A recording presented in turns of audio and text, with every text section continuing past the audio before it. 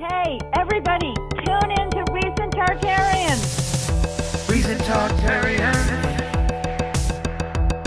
Recent Tartarians.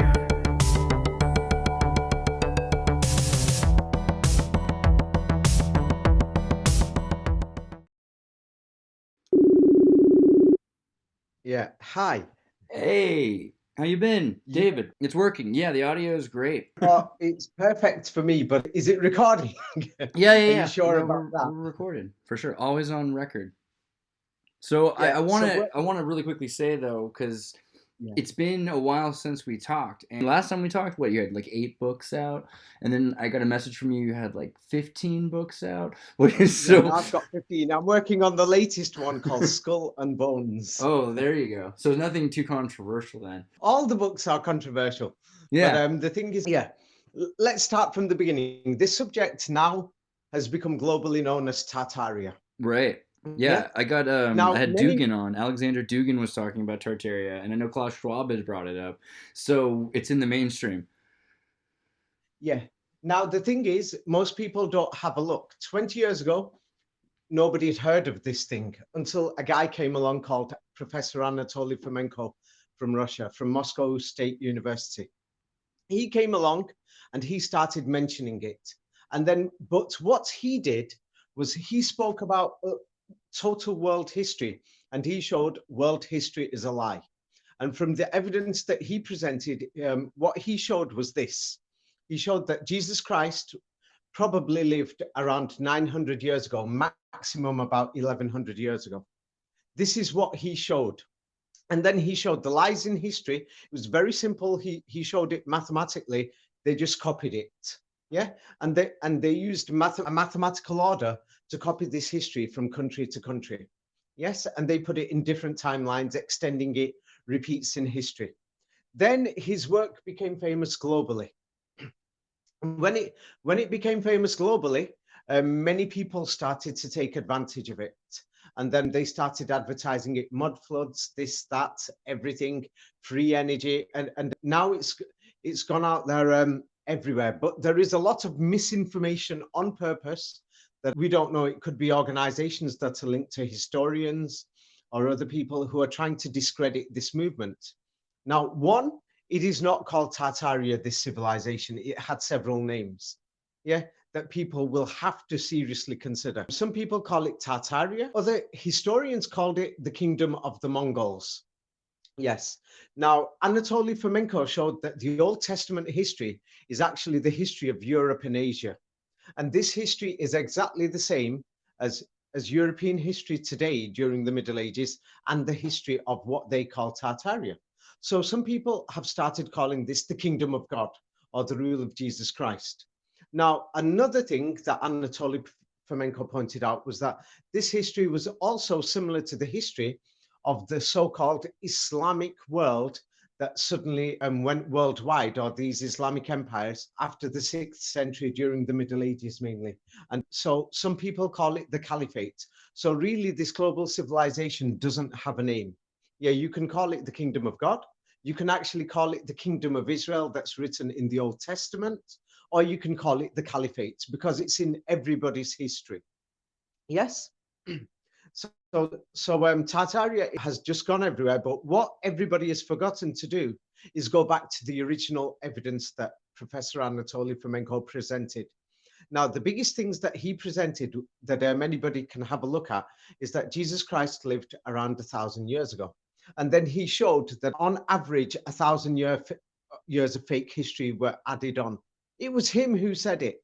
And now many people are making videos, talking about it, commenting in so many groups online, but nobody is talking, where did this come from? Where is the evidence for this?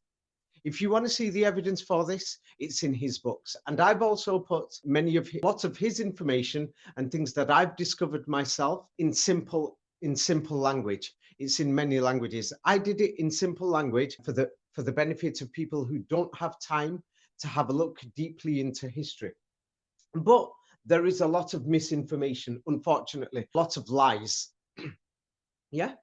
So I'd read a bit of pan-Turkism or Turanism. I know that Alexander Dugin had talked about Turanism and Turan as this middle point, because we talk about also, I recently was looking at Peter Fleming's book, Tales from Tartary, where Ian Fleming, his younger brother who wrote James Bond, he has this note at the beginning where he says, Tartary is not strictly a geographical term, and more than Christendom, or any more than Christendom is. Tartary is where the Tartars come from, to Har, Europe and Asia.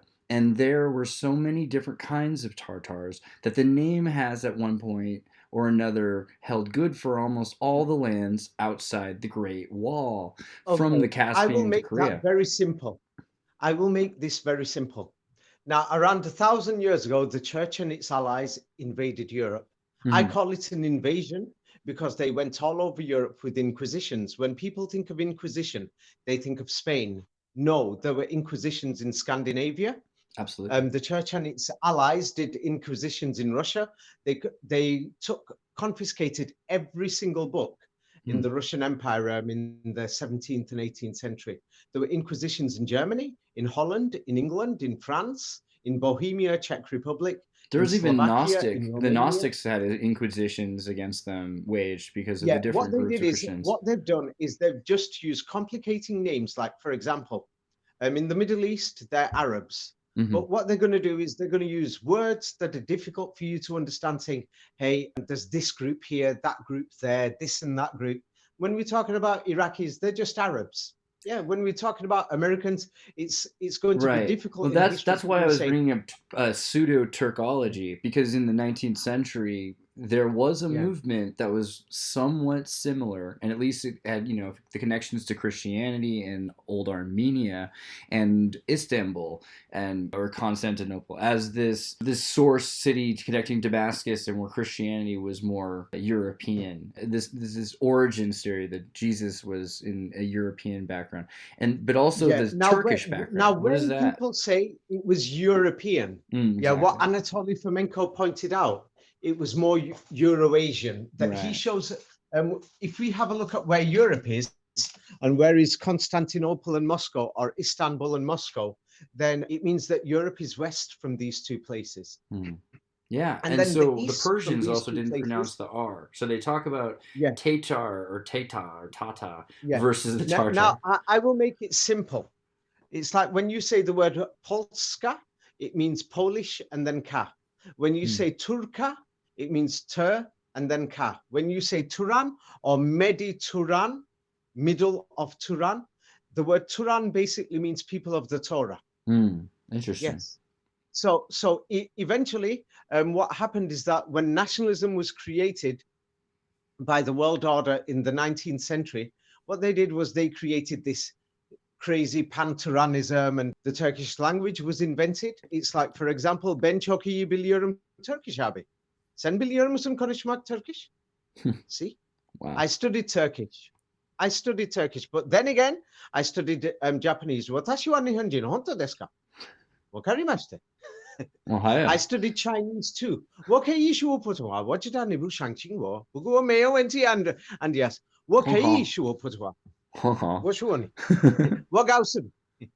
Yes, so I studied many languages because I wanted to get to the bottom of languages. But then again, so now Tartaria is like tar and then tar on repeat.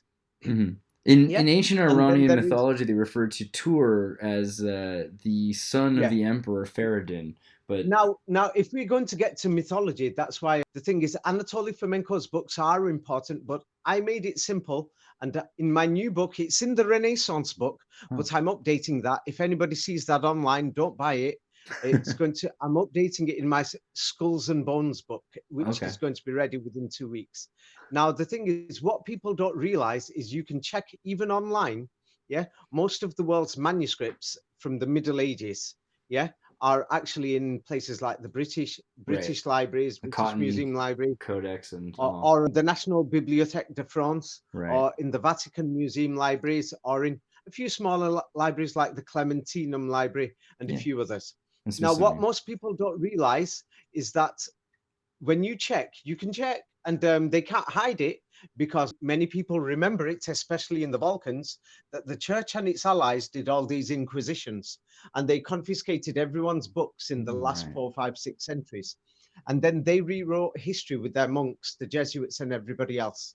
For example, almost all the universities in Europe, especially that's west from Ukraine, all the universities in Europe were set up by the Roman Catholic Church.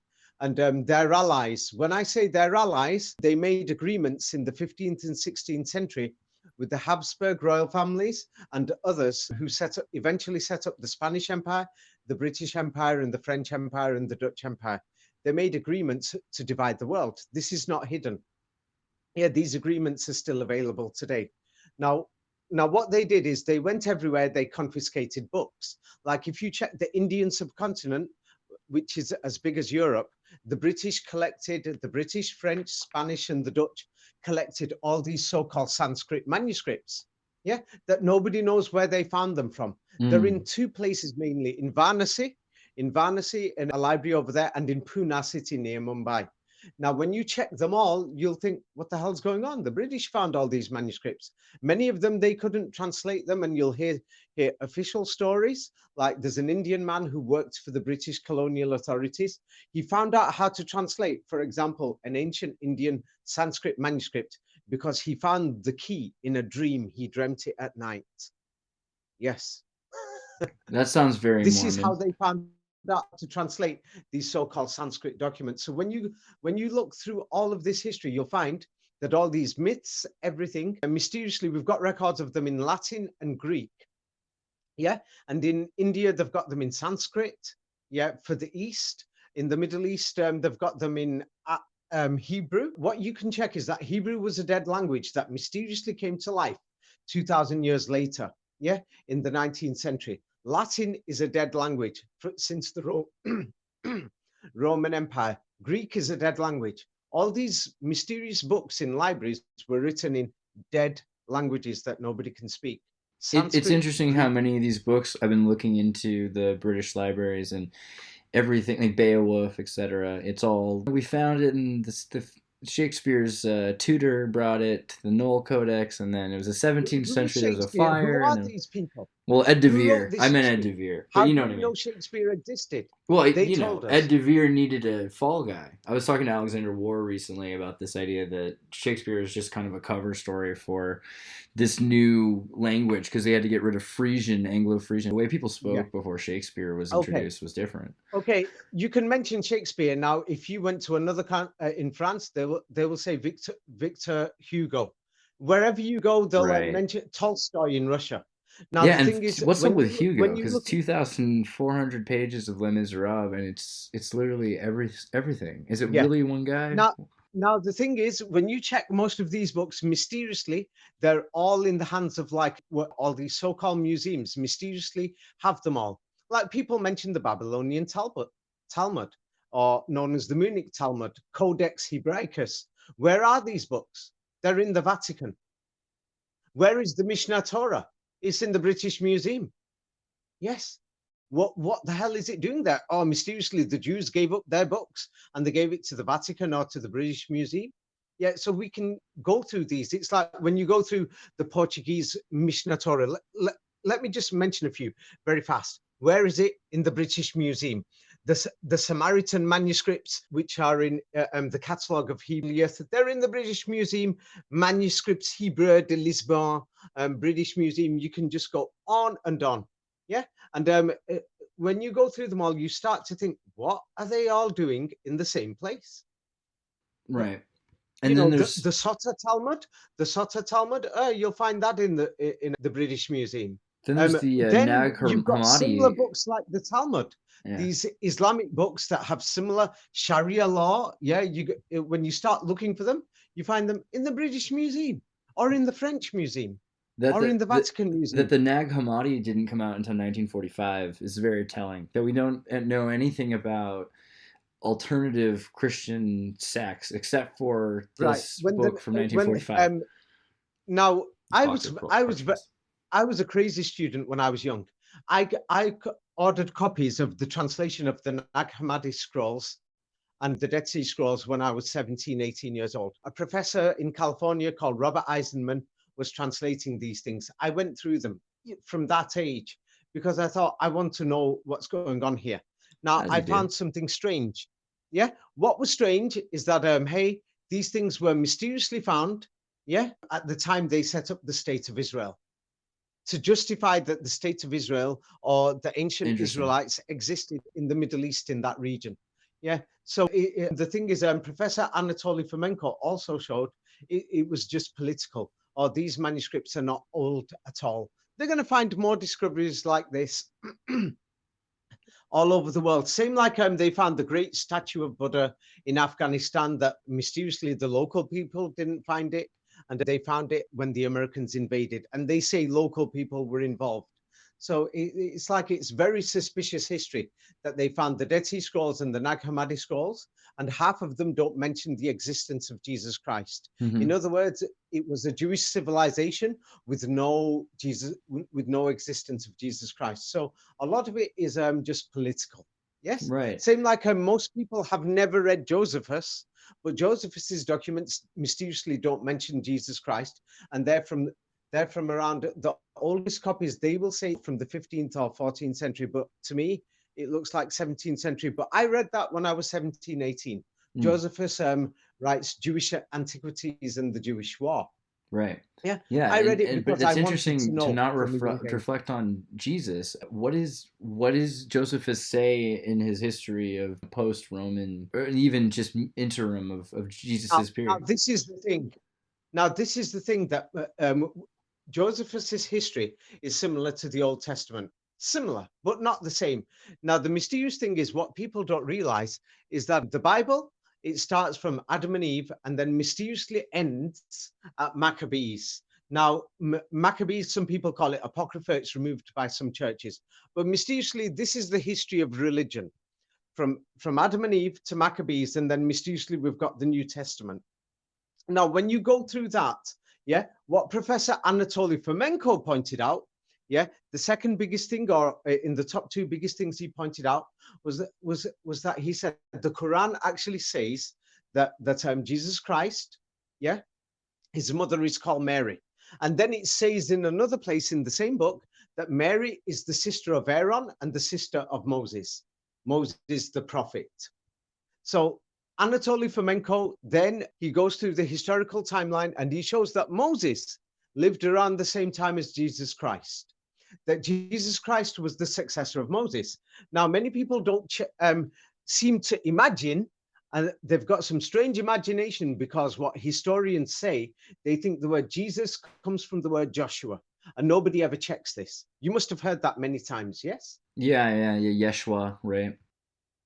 Yeah. Okay, now if Jesus was known as Joshua in the Middle Ages in Europe, then why is the Society of Jesus, for example, Society of Jesus, the Jesuits, why are they called in Latin Societas Esu or Isa? Oh yeah, Yes. Esau. Wow. Yeah, because in Latin it's brutal. called Isa. And why do they call him Jesu Because in Italian Latin today? it begins with an I. Indiana Jones screams. Yes, Yeah. the letter J was introduced. Okay, let's the expand on that, because I 16th think we just both had a nice moment, but I don't know if everyone else got what that meant. So, does everyone know who Esau is? Do you want to explain in the biblical sense? Okay. Now, Jesus Christ, you can check in English until the 18th century was called Isu. They pronounced it Isu in England. This is, you can even check on Wikipedia, because many people's grandparents passed this history down. Then the letter J was introduced by the Jesuits and the Catholic Church. They introduced it in the 16th century, but nobody started using it until the 18th century, because when you have somebody introduce it, same like they introduced passports, but half the world still doesn't use passports. Half the world's people still don't have a passport or identification card. It takes time. It's been 100 years already since they invented their and nicknames and system. things, right? Like, because I think in like So Joseph in Italian, you can say Beppe, and it's like, so you're saying you think it's plausible that Esau, the older brother of the eldest son of Isaac and the older brother of Jacob, right? Jacob. Yeah, I'll get to that. Okay. I'll I'm too get excited. to it. So now the Society of Jesus is called Societas Isa. Yes, and the Muslims in the Quran actually say that Jesus is called Isa.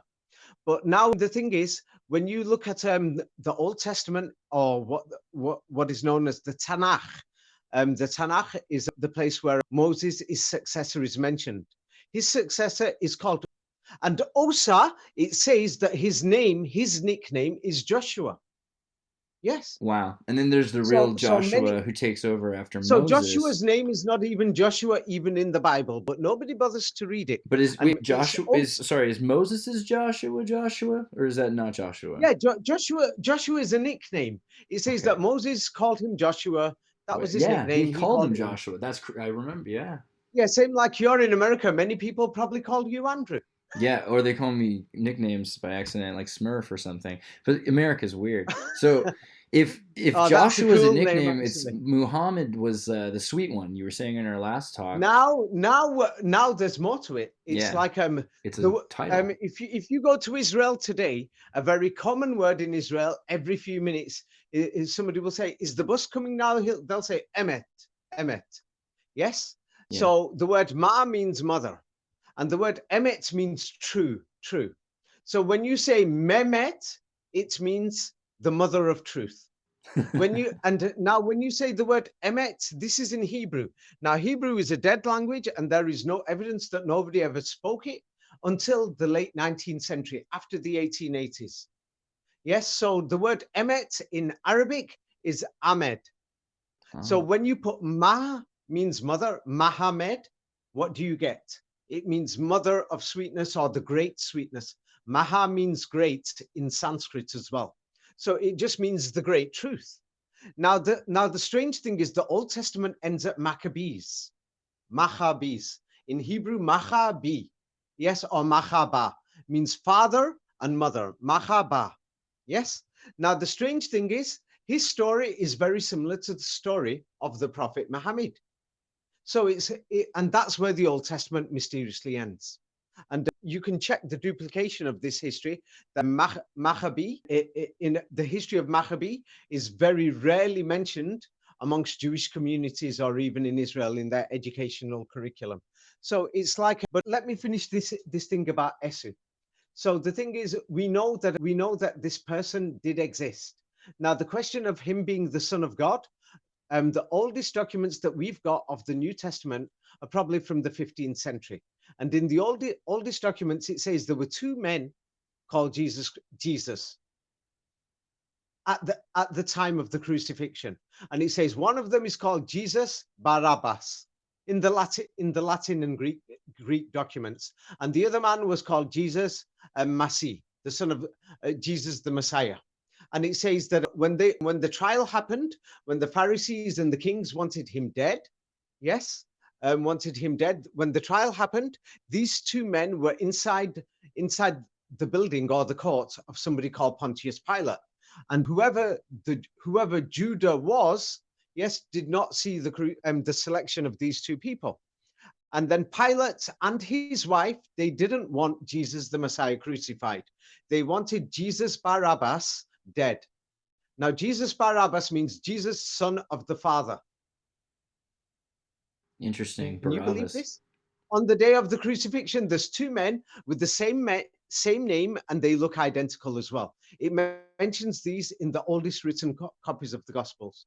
Nobody mentions it. Nobody bothers to go through them either. Also, Now- the irony now- of Yeshua meaning salvation. Like maybe by saying Yeshua, maybe they meant not to release, like give him salvation or something. Yeah, it developed many different meanings. When it's like if you're going to go from state to state, the name Biden or Donald Trump, it has different meanings to different people. Some people will say this guy's the devil. He brought out vaccines. Right. This Yeah, guy, I mean, he's Ra, the savior. Ra is the Donald sun Trump god, is and called the Ra savior by many people. True. Ra understand? means evil in Hebrew, and it's the sun god in Egypt. So it's all about which side Yeah, of the but line the you're thing on. is, what we have to remember is when people mention Hebrew, they keep talking about it. We can't Oh, yeah, find modern the existence Hebrew. of a Hebrew language that was spoken until the 1880s, late 19th century. Well, Yes, in that we got a sense, also problem. it's interesting that they associate Edom, like red, in with Esau, because red, and there's also the land of Edom, like the Edomites, so it's like southwest. It's basically Palestine, right? Like on the Well, when Mediterranean you're Sea. going to say that, now this is going to really shock you. Yeah. First, you mentioned Isaac and Esau, so now I'll answer that. Sorry, it took me time to finish the other. The invention of the story of Isaac and Esau is to show the war between Jacob and Esau, and then Jacob is supposed to be the ancestor of the Jews, and Esau is supposed to be the ancestor of the Christians, Esau. So this was a myth that was added on to the Old Testament, and the Old Testament, we can't find copies of it older than the 15th century. They're going to say there's carbon dating to date it probably 14th century, but we can't find any written copies older than that. Now, when we go back, so Jacob is supposed to be the Jews. Now, there's all these myths that are going all around the world saying Jewish banking, Jewish bank controllers. And then there's stories of Jewish rituals. The Jews are doing this, the Jews are doing that. Yeah, now this tradition started in the Middle Ages in Europe and Asia.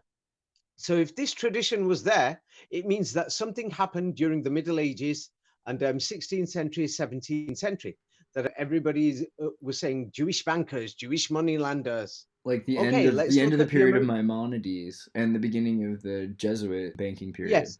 Okay. Now, it's not very hard to see what's going on. The global money is, everybody knows, 60 to 80% of the world's money is controlled by the dollar. Central banks have reserves in the dollar. You can check central banks around the world. Now, a simple investigation of the dollar, there's a pyramid and an eye. Yeah. Then when you go to the Moscow Kremlin, you'll find the same pyramid and the eye. Then when you look at the Vatican churches, for example, the four major churches, one of the four major is Papal Basilica of St. Mary Major in Rome. Yeah, you'll find the pyramid and the eye. The pyramid and the eye is all over the Catholic Church.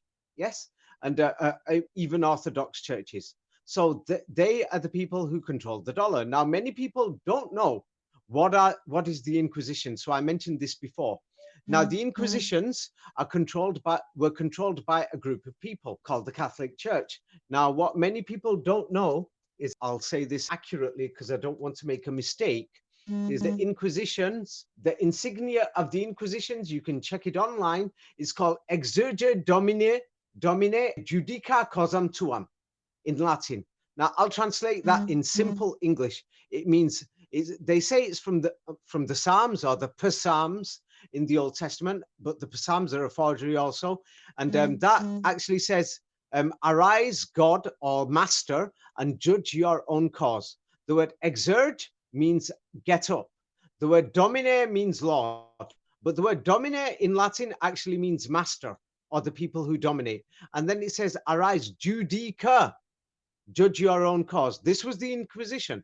And the judica was a group of priests, bishops, who were killing people, burning them, saying, hey, you don't want to bow down and say that Jesus Christ is the Son of God, burn him. Yeah. Or when they burned people, they pierced their body so that the blood came out. They collected the blood.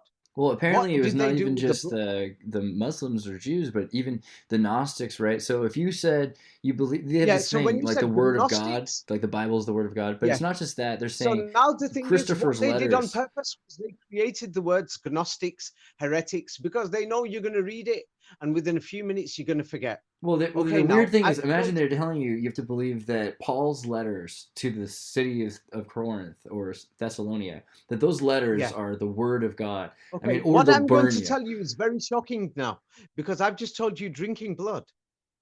Yes, they were collecting the blood in these inquisitions, and they were eating the meat. So now let me go through all these so-called Gnostics.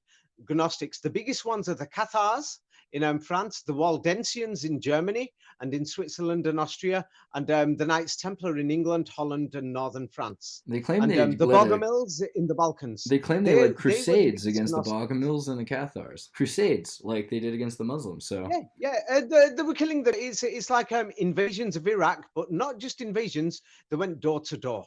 They collected the books and they burnt the books. But let's have a look at who these people are. And cannibalize them? I mean, wow. Yeah, I'm going to say it very fast so that let's see if anybody dares to say something else, then bring your proof. Yeah, the Vatican condemned these people. The Vatican wrote about their history. Now, what you can see is that the Waldensians, they call them Gnostics, heretics, Gnostics. Yeah, they were just Germans. These are Germans, the ordinary people. What did they believe? They believed that Jesus Christ was a prophet. They believed that the Bible was a lie. They believed in the old law of the old world, not the new law of the New Testament or the new world or the new world order. Yes. Yeah, and they were The very new world order suspicious of means Paul. to replace the Old Testament. And what they believed that Jesus Christ was not the Son of God, they refused, and they refused the crucifixion. Now you can check the Knights Templar. The Knights Templar spat on crosses, but they had a simple red cross. They spat on crosses of the Catholic Church, and they refused to accept the Bible. They refused to believe in the crucifixion. They refused to accept that Christ was the Son of God. Who were the Bogomils? Now the Bogomils, refused to accept anybody who will make laws or anything on earth. They were so popular that their movement almost took over the whole of Europe. The Cathars developed from them. What did they believe in? They refused to pay taxes to the Catholic Church, and they refused to work in serfdom or the fields or to fight for the church and the so-called kings that the bishops were anointing. According to them, Jesus Christ was not the Son of God. Jesus Christ was just a prophet. So when you say just a Doesn't this sound prophet like and then not Islam? crucifixion, what do they don't? What do they mean? They don't believe he was rejected the crucified or crucifixion. didn't rise again? They rejected the crucifixion. The Like he never Serbians, was the even Croats, crucified. You're saying in their yeah, beliefs. they said he was just a man, and they said this he was just a man. He had no church. He had no representative. Now, what most people don't know is now going back to the Judica. This is important because now the Jews are being killed all over Europe. So the Jews are being killed. They're always being expelled, but mysteriously they've got all this cash for banking. But they're being killed. They're being taxed heavily. So it's impossible. They were the bankers, and the church was called the Judica. The church collected the taxes. They were known as the Jews. The church, the Vatican, and their priests were called the Judica, a Jew for short. That's who they were. Like, for example, there's Professor Julie Mel from North Carolina University. She's even pointed out, she looked through many, many records from the Middle Ages, and she couldn't find a single one to prove that these so-called Jewish moneylenders existed in the Middle Ages or the Renaissance. And then we've got Professor Henry Atzlan, who's Jewish himself, and he's French. And he even said, I can't find the existence of a Jewish religion until the Middle Ages, and it was invented. Who invented the Jewish religion? We've got a problem. Well, Even there's an Anatoly interesting. Fomenko.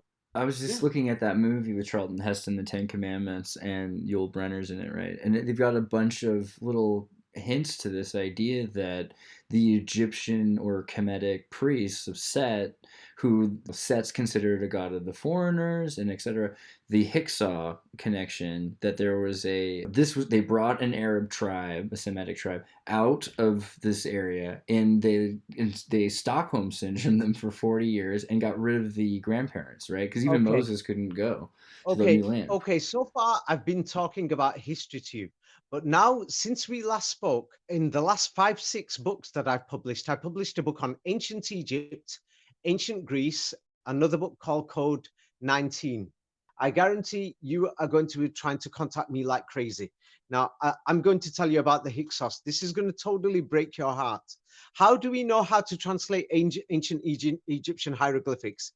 They say that when Napoleon Bonaparte went to Egypt on the 19th of July, 1799, they discovered the Rosetta Stone. Now, Chichen Itza, the pyramid, Chichen Itza in Mexico, that pyramid is oriented, whoever built it to face 19 degrees east from north. Now, the Chichen Itza pyramid, yes, let me go through it now, is based on the Mayan calendar. The Mayan calendar has got 19 months. The 19th month is the unlucky one.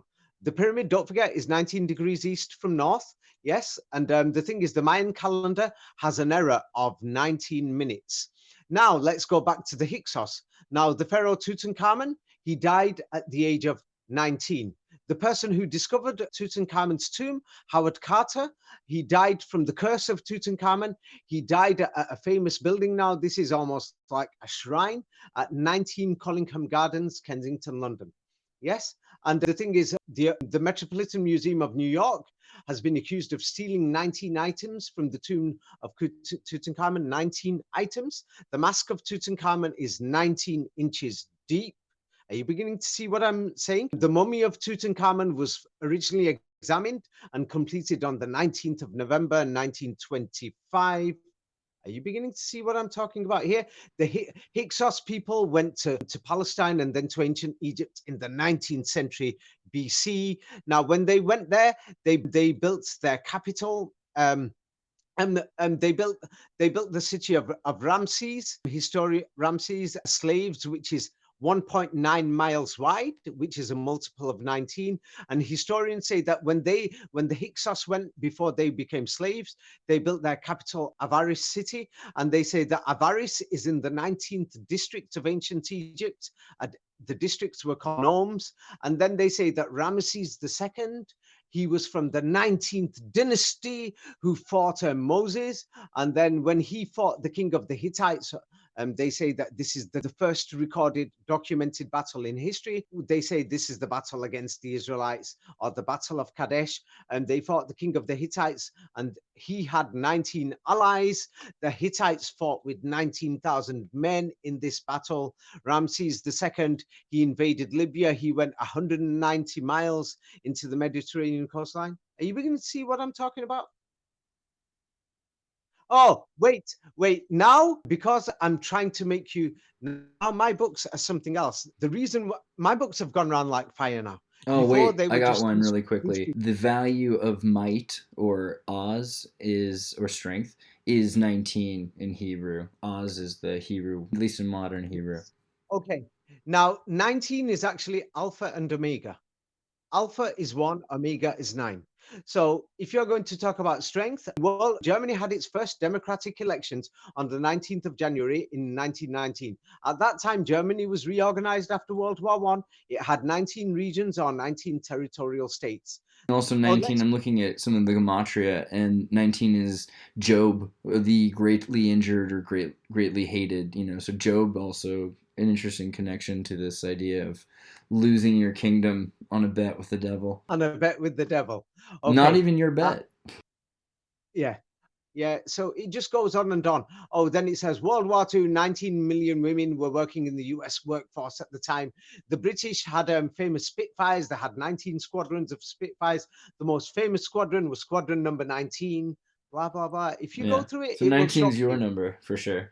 You found all the 19s. Oh, I've got it highly documented that I've pointed it out in my books. But when you go through it, it will actually shock you. I've sent you one book, but I'll send you 4 or 5 major books with this number 19. Like, for example, the Warsaw Ghetto uprising, the famous uprising Jewish revolt during World War II was on the 19th of April.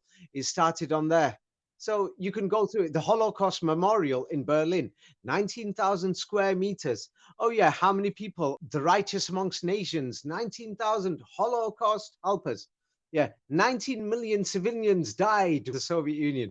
When you go through the Soviet Union, the Eastern Front was 1,900 miles long. Operation Barbarossa invaded with 19 panzer divisions. The Soviet Union had 19,000 aircraft at that time. Right. And by the end of 1944, 1.9 million Russians were working for Nazi Germany. Yeah, it's psychologically an encompassing number, right? Because 1 through 9, and then 10, and then 19 to 20. Like the Mayan calendar is really, there's 20 because it's 0 and through 19. But there's more than this. They've faked the history. They've modified the history of World War II. This is what it's showing. Evidence points to that they've modified it. Like, let's go to Hiroshima and Nagasaki. Yes, Trinity test had 19 kilotons of TNT. Hiroshima was detonated 1,900 feet above the city. Yes, 190,000 people were injured immediately. 19,000 people were estimated to have died within the next 4 months. The blood samples of 19 survivors were taken for radiation illness, examined on 30th of August to 4th of September, 1945. Nagasaki produced 19 kilotons. And then they wanted to do another nuclear bomb if the Japanese didn't surrender on Tokyo, 19th of August, 1945. But that plan was scrapped. Around the time of coronavirus, 190,000 survivors of the atomic bombs were still alive. Oh, if you went to Israel, Israel. 190,000 Holocaust survivors were still alive in Israel at the time of coronavirus. Hiroshima Peace Museum has 19,000 items. Oh, the same thing is in Chernobyl. 19 miles of exclusion zone were created for Chernobyl. 190,000 kilometers of highly radioactive material was in the reactor at the time it happened. Gorbachev made his first comments on the 19th day of the disaster. I'm being serious to you. There's something more to this. Yeah. Oh, when you go through it, you'll turn around and think, what the hell is going on? The D-Day landings, 19,000 tons of bombs were dropped in area north and west before the D-Day landings. 19,000 people died in Normandy due to the Allied bombing before the D-Day landings. 19,000 troops died during D-Day landings on 6th of June. They say, even if it's true or not, 190,000 rounds of ammunition were fired from Allied warships between D-Day landings and end of 1944 to help the D-Day landings. 19,000 vehicles were taken by sea on D-Day and D-Day +1 across the English Channel. Another 19,000 vehicles were taken by air. Oh my God! Are you beginning to see what I'm talking about? So yeah, you think that the 20th century, even not even just the past, like what do you think they've changed about World War II? What they've done, 19 is mentioned in the Quran. It gives you a warning and it says, look for it, and then you will know what is the truth about everything in life and the truth in history and the truth in death. It challenges you. This is how I found the code. September the 11th, 19th hijackers. They said the 9/11 Commission report says 19 minutes past 8. There were reports of aircraft hijackings. 19 minutes past. Defensive action was taken by the U.S. authorities at 19 minutes past 9. 9/11 Commission. They on purpose had 19 days of hearings. Yeah, 19,000 people were estimated maximum inside the Twin Towers. 19,000 body fragments were found after the attacks. Who the hell counted all these body fragments? Wow, I can't believe I never looked into the Quran's 19. This is crazy. The God's miracle of 19 in the Quran. But it's not nothing to do with just a miracle. Many people are going beyond, and they're going out of their way with mathematics. Yeah, there's like dozens and dozens of miracle proofs on mathematical science. What? So basically, every mathematician in ancient Sufi tradition is obsessed with the number 19. This is far more than I expected to find in the number 19. So now Anatoly Fomenko, he started this Tartaria movement. It's basically due to him. He's a mathematician. Now, when I read his works, I examined it. I started reading it many, many years ago. Now, he started showing how they rearranged history and falsified it using mathematics. Now, mathematics, when you graduate, yes, you have a cube on your head. A cube and Allah is Kabbalah. Yes. Now, a cube works three-dimensionally. Now, the flower of life has got 19 circles. Yes. Now, the flower of life actually forms a cube. That's why in Mecca, there is a cube. Now, when people graduated in the Middle Ages, and these people, the Knights Templar, the Cathars, or they've given them strange names, I'm going to call them the French, the English, the Germans. The local people had the same beliefs as Muslims, mysteriously. So nobody's going to call them Muslims. Nobody will. But it's clear that they were Muslims. In the Balkans, there were Bogomils. They got rid of them. Yeah, they killed them and they gave them these new because they're like para-Islam, because of like Song of Ronan, you've got the Templars and the Ottoman kings or whatever. They're working together. But then the lower people. Now the Templars, nobody's asking what language these Templars spoke. Right. You can check it online. They allegedly spoke French, but they mysteriously spoke Arabic too. Right. Which is strange. Nobody seems to talk. In Moscow, Anatoly Fomenko, and then there's a woman called Sylvia Ivanova. I don't agree with everything that she says, because some people say that she says some things that are racist about race mixing. Yeah, but the thing is, and she talks about Sanskrit documents, which the British have compiled. But she points out that Arabic was a language in the Balkans. Now, I'm not sure where she's from, but the thing is, she sounds like she's from Bulgaria. Now, in Bulgaria, it is known that the education system there that they have in the Balkans is actually very anti-Turkish.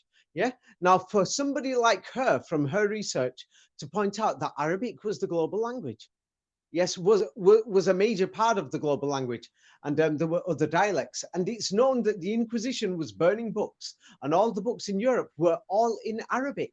So if everybody was reading in Arabic in Europe, it means they must have spoken it. Nobody seems to Nobody Yeah, and then seems to talk about how in the Dark consider Ages this. everyone was illiterate because new language. That makes a lot of sense. Yes, there's a, so now when we get back to the cube about 19, now Anatoly Fomenko got rid of the superstition of mathematics and said, here is charts. It's just simple maths. You don't need to be superstitious. You can have a look. They copied history. They use this mathematical timeline. They use these dates just to modify things. Kabbalah is nothing mysterious. It's just simple mathematics. So now when we go through 19, there's nothing mysterious. The Quran tells you and says, have a look through it. Start with the number 19 and then have a look through the history, and then you will have a look at history and you can find what is genuine and what is a lie, and you will be able to figure it out. Like when we're looking at 19 commission hearings of 9/11, 19 minutes past 8, 19 this, 19 that. Yeah, you can go through the full. It's like this. What do the turnaround say? 19,000 jobs were moved outside of New York City as a result of September 11th. 19,000 first responders and survivors of September 11th were awarded money by the September 11th Compensation Fund. World Trade Center Treatment Program provided over 19,000 medical. You have to go through each website one by one, .gov, info, and all this. I went through it myself. I couldn't believe it. So that's when you figure out, hey, they're just making half this information up. The FDNY, Rudy Giuliani, when they had the closing ceremony in Madison Square, had 19,000 people in 2002. Yeah, who counted on? So it's like they're just giving out bogus information. Now, the Quran says that over the fire of hell, there's 19 angels. And then it tells you that when you look through this number 19, you will know what is the truth in history and what is the truth about everything. And then it says, after this, you will know if the Quran is speaking the truth about history, because the Quran is telling people that the followers of Moses and the followers of Jesus Christ, that they followed exactly the same system as in the Quran. I'm not talking about modern Muslims, because modern Muslims have something else. But when we look at the Waldensians or the Waldensian so-called Gnostics of Germany, yeah, they didn't believe that Jesus Christ is the Son of God. They didn't believe Jesus Christ was crucified. They say the Bible was written by people who believed in the devil and things like this, or whatever. If like Moses, yeah. Okay, so if Moses comes from this Egyptian priest family, this Kemetic priest family, and then grabs this people and creates this, what do we know then about? Because you've shown ample evidence in your books about Egypt's modern origins. A lot of the architecture is sort of like World Fair stuff, and we've seen metal bolting things together. So now, for example, in the Vatican Museum, they've got these Egyptian mummies there. Yeah. Now they control the press, they control historians, they control scholars. But one or two scholars spoke out a few years ago, and they said, "Hey, these Egyptian mummies, they're fake. Yeah, the dead bodies, we've tested them, and it looks like they're from the 16th century." And the full mummy wrapping and everything was done only in the 19th century. Which is A, kind of sad because they lied, but B, it's Moses terrifying and that they're saying they're mummifying people in the 1600s, basically. Yeah. That's the next level. So after the Inquisition, or during the Inquisition, they mummified some people. So I'll mention about ancient Egypt. Now, in my book, Ancient Egypt, I've written a book called Ancient Egypt. That's out right now. And that mentions the number 19 in ancient Egypt. That goes through the fraud of ancient Egyptian history a lot more. And the book called The Matrix. The Matrix continues that. And the new book, Skull and Bones. They show that there is no doubt that the civilization of ancient Egypt was during the Middle Ages. Now, if people don't want to read my books, you're welcome to read Anatoly Fomenko's books. He goes through it in so much detail, that hundreds and hundreds of pages. And then there's Velikovsky. He goes through this information too, and many other people. And they go through it, that you can check it. And my books, you've seen, I wrote them so easily. Instead of putting references on the end, every point I make, I didn't do a screenshot, because you know what they'll say, copyright infringement. I took a photograph of my computer, a photograph in my office, so that nobody can say I've broken copyright laws and for a screenshot. So that's how I did the photographs, so that I made it easy for references, that people can check everything. Now, you mentioned about the churches and what is it, that Moses being related to the priests and things like that. Now, nobody mentions this clearly. In the Quran, it says that Moses is telling his people that they already were the kings. that God already made them kings and masters. Yes, in several civilizations that nobody looks at. Moses was a descendant of Abraham. Abraham destroyed a king and a civilization, and then his people took over a civilization of Nimrod. Now they've told some crazy story that Nimrod civilization is in the middle of the deserts of Iraq. Yeah, but Anatoly Fomenko has shown that this civilization was in Europe. Yes, so the thing is, who Moses was and what he had to do with the Egyptian royal family is a lot deeper. And the Hyksos story and all these things were invented because I've just given you a few 19s from ancient Egypt. But when you go, the ancient Egypt book, I'll send you a copy. You can go through it and you will think, what the hell is this? Is even the temple dimensions, many of these fake temples are done with 19 this and 19 that. Like, for example, the Wailing Wall in Jerusalem on Temple Mount, 19 meters high, 19 Great Walls of China, 19 towers of Moscow when there's 20, but they've made sure there's 19 because they've modified these things.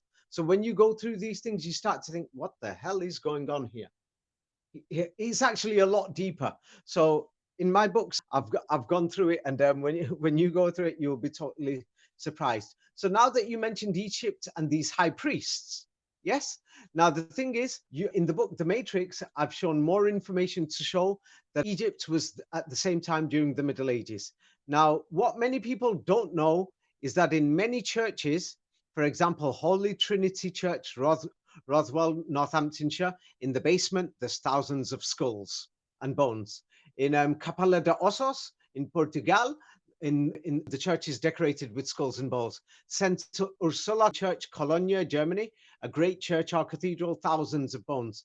Now, I'll give you an example of what these bone stories. Now, this is going to be terrifying for many people.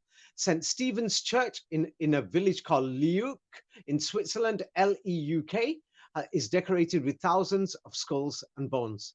That nobody knew these skulls and bones were there. It's in a village. Nobody can explain it. It was discovered after 1980. What were they doing in the basement of this church? It makes no sense. St. Bravo's Cathedral, a great, huge cathedral in Belgium. The walls underground are actually built and constructed with human skulls and bones. Yeah. So the thing is that the church is not what we think it is. People are talking about this so-called free energy. Tell them to study the skulls and the bones. Saint Hilaire Church, Marville, France. Si vous habitez en France, moi je parle français, monsieur. Si tu veux, je parle en français. C'est pas difficile pour moi. I speak French also, monsieur. I told you I studied too many languages. So when many people speak about gematria, etymology, the average person will study a few things. They've not gone out of their way to study many languages. Right. And the Balkans, sen çok iyi biliyor musun? Ben iyi, çok iyi. Well, really Çok quickly, şaşırdım. it's interesting. I was just thinking, I'm wrapping my head more around 19, and I'm thinking about how the 19th century, or the 20th century is the 1900s, right? And it's very similar in the sense of the Mayan calendar. I never really considered this, but the Mayan calendar Yeah, the is Mayan that calendar 0 is a to fake. 19. The Mayan calendar is a fake. Wow. Now, the thing is, I will tell you why, because most people don't realize. The thing is, you said 19th century and the year 1900.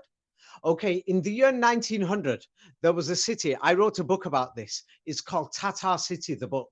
I wrote a full book about it. Yeah, many people will probably think it's not important. It's in Beijing. It's in China. Now, Beijing. Today we call it Beijing. Before it was called Peking. Now, if you look at many maps from the 19th century, it's called Tatar City. This is strange. The city is actually called Tatar City, and if you check through the history of that city. Yes, the history of that city, they've modified it a lot. And there's pictures of battles, the British and the French invaded. That city fell in the year 1900. Right. This is why they decided to, that was the last Tatar stronghold globally. Tartar and that's City. why they called, yes. Beijing, Peking, Tartar City. That makes way, yeah, And 'cause Peter Fleming. now the thing is, if we want to talk about these so-called Tartaria, then we don't have to go back 1,000 years ago or 500 years ago. We've got something from 100 years ago. Now, Beijing, when you look at Tiananmen waterways, canals, and there's 19 kilometers of underground tunnels, 19 again, yeah, or 19 miles. I forgot if it's miles or kilometers. Yeah, you can check it out, an underground city. Now, Tiananmen looks so amazing with the waterways. Nobody's asking who built this. The water. Yeah. The thing is about Tatar City, yes, when the British and the French went there, the British army went there, but the so-called British Empire that nobody talks about, these British soldiers that went there, they were all Indians. Nobody. So to understand the New World Order, everybody, India itself, when the British gave independence, it was created with 19 states, same like there's the 19 states in the Eurozone. Wow. Yeah. So looking So at now the Britain that thing is, way there is were all these changing. We were talking about states. France and the Caribbean, but yeah, India was a state, and so much of South Africa. You look at J.R.R. Tolkien, the guy who translated Beowulf. He's he's a Tolkien. British guy, but he's a African British guy. Yeah. So basically, Yeah. are you saying though they were Anglo, or were they just British by being members of Now the the thing empire? is, when you look at the first people to mention the New World Order or the new system, there's two people. The Vatican insisted on the new system or the New Testament, yes, and then they wanted a new world, yes, and they made contracts with it saying we're going to take over the world and divide it between us, and that's why there were colonial empires that started invading Europe and attacking everywhere after the 16th century. Yes. And then the thing is, the Indian army, we don't know. They say this Indian army was controlled by the British and the French. It's invaded Beijing, and American soldiers came, Russian soldiers came, Japanese soldiers came, and Chinese soldiers who were working for the British, French, Germans. The whole world invaded Beijing in the year 1900. And the thing is, what most people don't realize is that half the people in England and other places, they didn't bother to follow this calendar that is taught in school today, because many people didn't go to school in 1900 and they still lived in villages. So the thing is, after that date, we have the official calendar 1900. They chose the number 19. That's why they called it the 19th century. Now, Interesting. until you read my books, you won't believe this. Yeah. Or every single year from the year 1900 to 1999, they chose it on purpose because they wanted to use the number 19. And now that they know that they cannot use the number 19 anymore after the year 2000 came, so now they found an excuse to use the number 19 everywhere. In So they've 2019, made sure. brutal. 2019, of course, reset. No, COVID, Yeah, Corona. yeah, that's what I mean. Yeah. So now everywhere you go, you must see the number 19. So who is they? So now I will tell you more. Then they called it this disease called corona. And the word corona actually means crown or Quran. Yes. And then they said for a protection, you wear a mask. They planned this more than 100 years ago, more than 200 years ago. Mask. Yeah, I've been noticing the mask thing is really, I don't know why more people aren't launching on that. Because France, remember France was like a year, 2018, they were arresting people for going to the beach wearing masks. And after that, they made everyone put them on. It's like vapor Sharia. Wait. It's because you don't know what this war is about. The disease is called the corona psychologically, the Quran. And wear the mask. And people said no masks, no mosques, no corona. There's more to it. It's because when you look at the Bible. Wait. Do you think the mask is a good thing then, or what? I mean, in terms of the religious aspect, we be what? Right. What's up with the mask? I will tell you now. If there is chemical weapons in the air, then a mask is a good thing. Yeah, I mean, there's a fire. I had a mask. It was the first time I needed it. I was excited, but yeah. Is there a religious reason? Should you wear it? What's the religious aspects? I saw some books from Jesuits in the 1500s where they went to Tartaria, and they show people wearing the masks. Like they have even women in the hijabs. You know, so apparently it's a thing that existed. Yeah. Now, when you look at the Jesuits went to Eastern Europe, Tartaria they claim started after Poland. Now, the thing is, what Anatoly Fomenko did was this. He checked the majority of the coins in Europe, and the majority of the coins in Europe, for example, Sweden, Finland, Norway, the majority of the coins, one, are Arabic. They're written in Arabic and not normal Arabic. I mean, we're using Arabic numbers. In an Arabic language. Yeah, no, the words itself are written in. Oh, even just beyond Arabic not using Roman decoration. numeral, they're using Arabic script too? Interesting. Yeah, yes, the full writing. And they even say there is no God but Allah.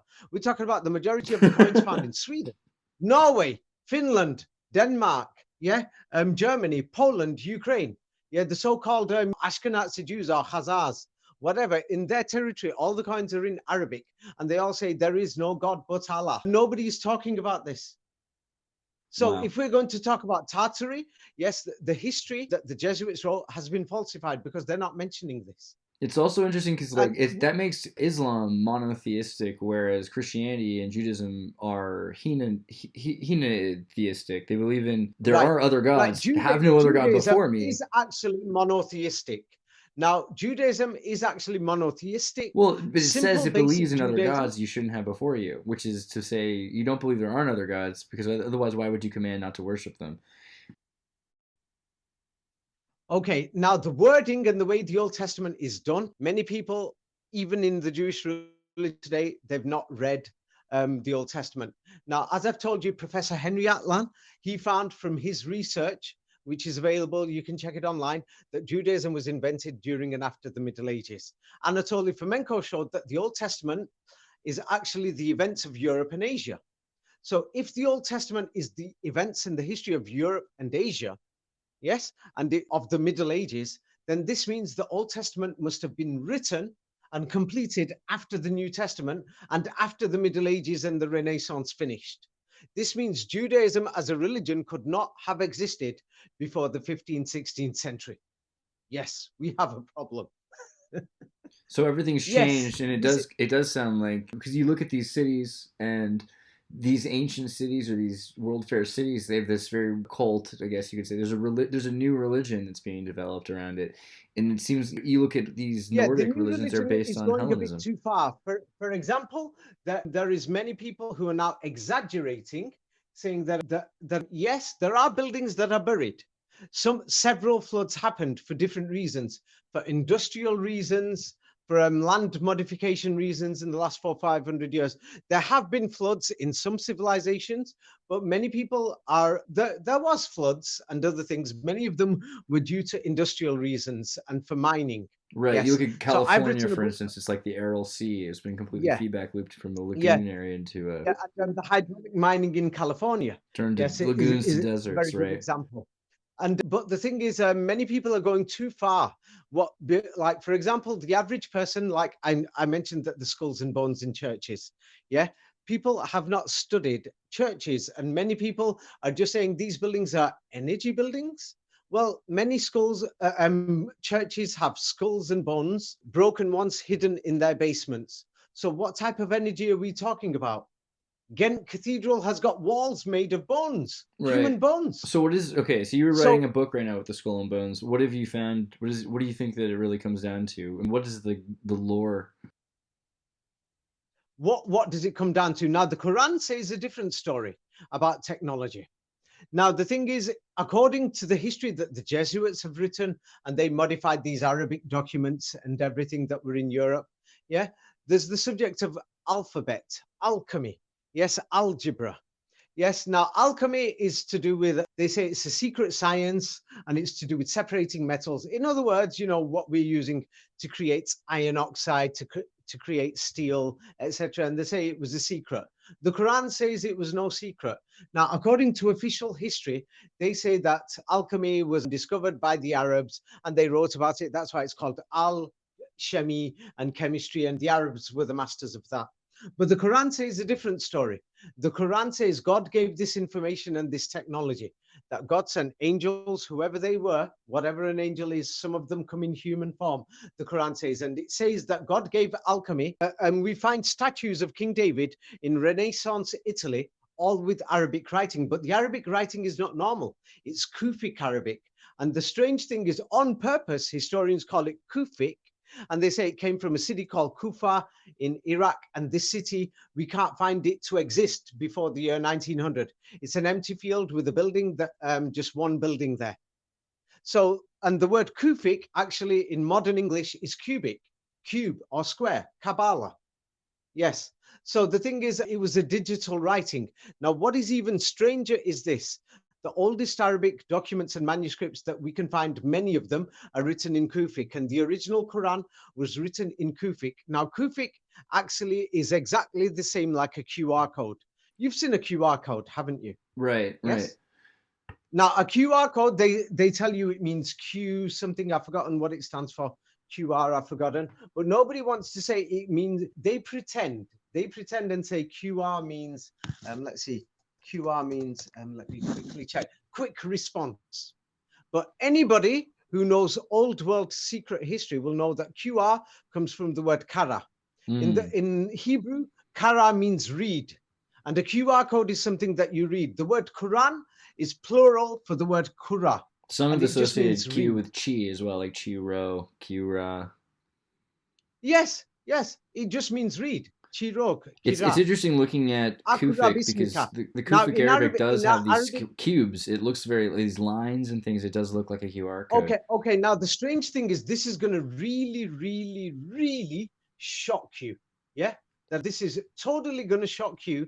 That when I first started studying this, I was around age 15. That I thought, what the hell is going on? Yeah, when I was around age 15, 16, I thought, I found a copy of the Bible in high school, the Quran in the library. And then I thought, I'll have a look. I'll have a look through the basic history, what language it was written in. I found that the Quran was not written in modern Arabic. That the Quran was originally written in a language called Kufic in English. And were you saying Kufic is not from Kufa, the Iraqi city? You can. I'll send you photographs of that city right now in the year 1900. You're going to think, what the hell? I can't find this city. It does not exist. Wow. It's on my Facebook profile, but I'm trying to look for it very quickly. Now, when you see this, it is totally going to make you afraid. It made me totally worry and totally afraid. Now, you've seen what a QR code is like. Now, here, I've just sent you a picture of how the Arabic Quran was written before the 15th century. The Vatican burnt all these books in Italy and in Spain. Just quickly have a look at your messages. Have you found it? Let me jump in there real quick. When you look at that, it is going to totally baffle you. That's from the 15th century, what I've just sent you. Okay, yeah, I'm pulling it up. And yeah, it's the square Kufic. And yeah, I was looking, so if you go to Wikipedia and you look up Arabic, the first thing that comes up is some kind of Euro Spanish looking stuff, but you go to the square Kufic area, it all looks like QR codes. They invented the word Kufic. Say what? Yeah, they invented the word Kufic. It actually means cubic in English. It's a cubic language. And there's the city of Kufa in the year 1900. Nobody is there. Nothing is there. Just one building. Yeah, and it's a brutal, pretty building. It looks like Agrabah in Disneyland, but then there's just this. But we're talking about nobody lives there. They're telling us there was thousands of people who invented the Kufic language, which is a lie. So it's complete. Look at Kufa City today. You don't think it was just like wiped out? It's Iraq. Iraq was pretty well.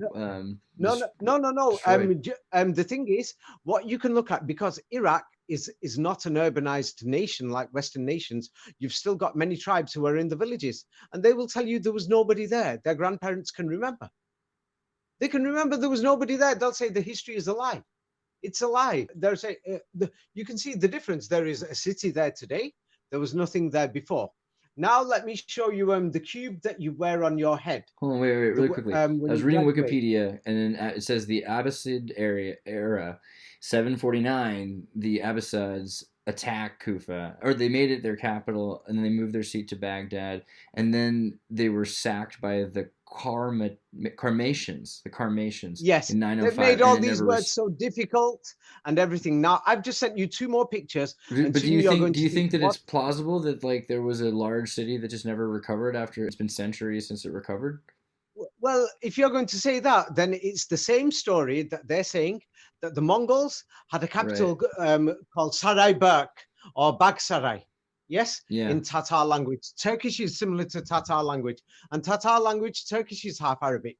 Yeah, Bagsaray, they can't find it to exist. And they're saying the Mongols had this great empire that ruled half of Europe, half of Asia, half the world. Now, what I've shown you here is in cathedrals in Spain, what Kufic looks like. And then I've shown you 3-dimensional Kufic. Languages have gematria. So when you do the gematria, it makes languages 3-dimensional into a cube. Yes. And as you've noticed, the swastika. Yeah, actually, when I sent that to you, I didn't even see it at first. But I was just looking at this is on Wikipedia it's Muhammad. As an example. It's Muhammad. He's the propeller. You just sent the last symbol that you sent. It's Muhammad. Is the swastika.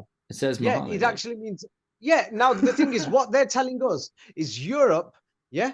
Found the swastika far away. They went all the way to Tibet, and that's where they found the swastika. And they never noticed it along the walk, right? And they're trying to tell us the swastika was not in Europe in the Middle Ages. The swastika It's is everywhere. the symbol for the name Muhammad. Man, actually, that's really language. brutally interesting because when I went to Spain last, I saw the graves, the tombs of the Queen and King Ferdinand and Isabel, and laced around her coffin is just tons Swastikas. of these little pictures of Muhammad's name. Yes. in And do you Kufic. know what nobody looks at? I've just sent you a new picture from Spain, the Cordoba Mosque. The swastika is all over. I sent you a new one. And the swastika, it is known that Right. many people from Spain ran to Morocco. It is known. Go to Morocco. The swastika stands for Muhammad. Go to Right. Algeria. Yes, and they're telling us the swastika didn't reach Europe until recently from modern Sanskrit, and nobody had heard of Sanskrit. The swastika, it was in Europe, and the common people, the villagers, they loved this symbol. It stood for Maha Emit, the great truth, Muhammad. And that's why they made sure that symbol became evil. They created Hitler and his gang. They controlled everything. They destroyed that symbol. Yes. Right. I'm So looking for something to send you really quickly. Actually, I'm going to put in your list. And which is... and not only that, the swastika language in Kufic was on the gowns of the Holy Roman Emperors until the Habsburgs took over the Holy Roman Empire.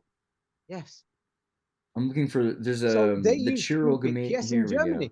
It was the language, and all the swords of these German soldiers, the Venetian soldiers, that you can see were actually in Arabic. What have you sent, Nate? I'm just sending you a science article. So I've got when I was in school, they were calling it the Gamadian instead, and essentially they're using it as a photon turbine because it's the perfect propeller shape. And they were doing tons of studies on how you can make these little photoactive turbines that are in the shape of Muhammad's name. So it was making rounds, but you couldn't call it what it was, right? So they had to call it the Greek name, which is the Gamadian. But Yeah. it's amazing because it's one of those things Now they that- had to get over because it's scientifically useful. Yeah. Now that you mentioned all these Gnostics, they've given these strange names on purpose. It's just normal German people that they were killing. And all their bones, you can find them under St. Stephen's Cathedral in Vienna. You can find them throughout Bohemia, throughout Germany, in these strange churches. It's in my new book, Skulls and Bones. And more details are in all the other books as well. Yeah. What you will find is that, the Holy Roman Emperors, they used Kufic, cubic writing on their clothes. And the swastika in cubic means Muhammad. And in Germany, the whole Holy Roman Germanic Emperors, Charlemagne and the rest of them, yes, they used Kufic. And if anybody is trying to say that in Germany, this swastika had some strange meaning, Gnostic meaning, the Gnostics, they believed that Jesus Christ was not the Son of God and he was the messenger of God. Whoa. Fomenko points this out. I'm pointing it out. It does not mean that I'm trying to support modern Islam. Modern Islam is full of fake concepts, Right. fake It's like ideas. Westboro Baptist I'm Church. talking Everything about today Quranic is Islam based on the Quran, Scholastic the original. original text. Yes? Yeah. Huh? So you talked about the Qumran document before and the The original. Qumran documents, they're forgeries. Yeah. These so- are just forgeries. It's like political forgeries that were made recently. But anyway, go back to that cubic because this is scary. What I've sent you, these documents from the Middle Ages, like here, have a look at these walls of these so-called cathedrals today that were originally mosques that they took over in France and Italy. Just have a look at this building. They destroyed many of these cathedrals and modified them. But here's a place that they still haven't modified. I sent you a picture. Have a look at that. And it will make you wonder, was the world future is advanced Kufic. 500-600 years ago? Well, the Matrix, they had the Animatrix series, and they talk about Iraq as being the center of there's like a place south of Baghdad that's going to be the new city of the AI called 01. And it's interesting just looking at this. Yeah, AI Kufa. is 1919. Yeah. A is number 1 and I is number 9. Yeah, and if you have a cube, when you do the masonry of languages, it's normally on a grid with 9 squares. Yes?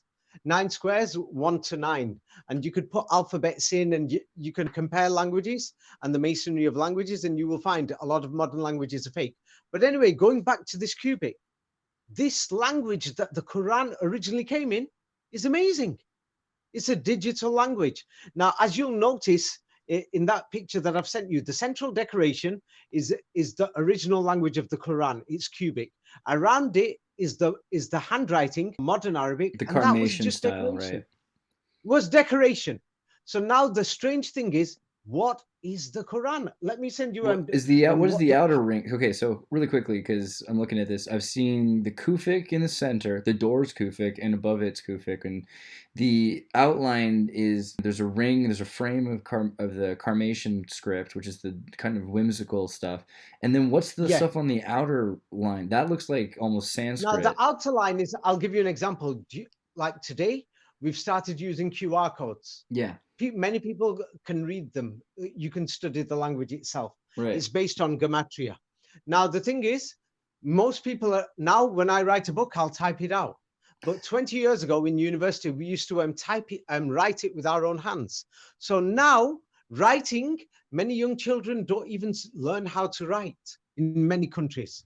They just start learning how to type. Their parents buy them a keypad. Right. Yes. So now many people can't write. So what happened is, when you look at that and you look at all the old Arabic books, look at these. Oh, This is the yeah. Quran. Types. The Types. Quran is a digital language. We don't know who this Muhammad or the Prophet Muhammad, we don't know who he was. We don't know what this book is. The Quran was originally in this digital language called Cubic. And then when the Inquisition started to burn these books in the 15th, 16th, 17th century, the Muslims mysteriously ran into the deserts. They ran out of urban areas and civilized Europe and other places, and they ran to the deserts and the mountain regions in the Balkans, wherever they survived. Yes, and then the wars continued up all the way up to the 1940s, 50s. And that's why they're continuing the wars in the desert regions now. And these people memorized this book, and today they write it in their handwriting. Modern Arabic is just a handwriting. It's like out of desperation. But the Quran came in that format, Kufic. Have a look at it. This is Kufic.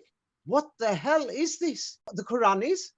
When we start to look at this book with its gematria in a three-dimensional format in Cubic, and it's a QR code language. It's insane. I don't know what to say what it is. So this book is an advanced book. So It's what do you like think I'm happened sending then? you Like things. we have all these stories about. By the way, it's interesting because it's socially acceptable to believe that everything is really, really ancient. You can believe the pyramids are 20,000 years old if you want to, but when you start saying that things are new, it offends everybody, and it sounds like this is why. What do you think the religion? Like, because it seems like this comes down to there's two kinds of beliefs here. There's this humanism thing that was going on, but then there's this digital takeover. Is that right, or what do you think the dynamic Right. is? Now, many things, most people who've had a look into so-called world history call it the kingdom of God, call it Tartaria, call it Mongolia, call it caliphate, call it Russia, call it whatever you want. There was a global civilization and it was advanced. And the thing is, if they were advanced, they had an advanced writing system. I've just sent you that advanced writing system. It's Cubic and it's in Arabic. That was the advanced writing system. Now, the thing is, somebody destroyed the old world order, which is called the Old Testament or the Old Law. And then they wanted the New Testament and the New Law, which means you don't have to follow the old law anymore. And you can make your own laws. And the people in power make these laws.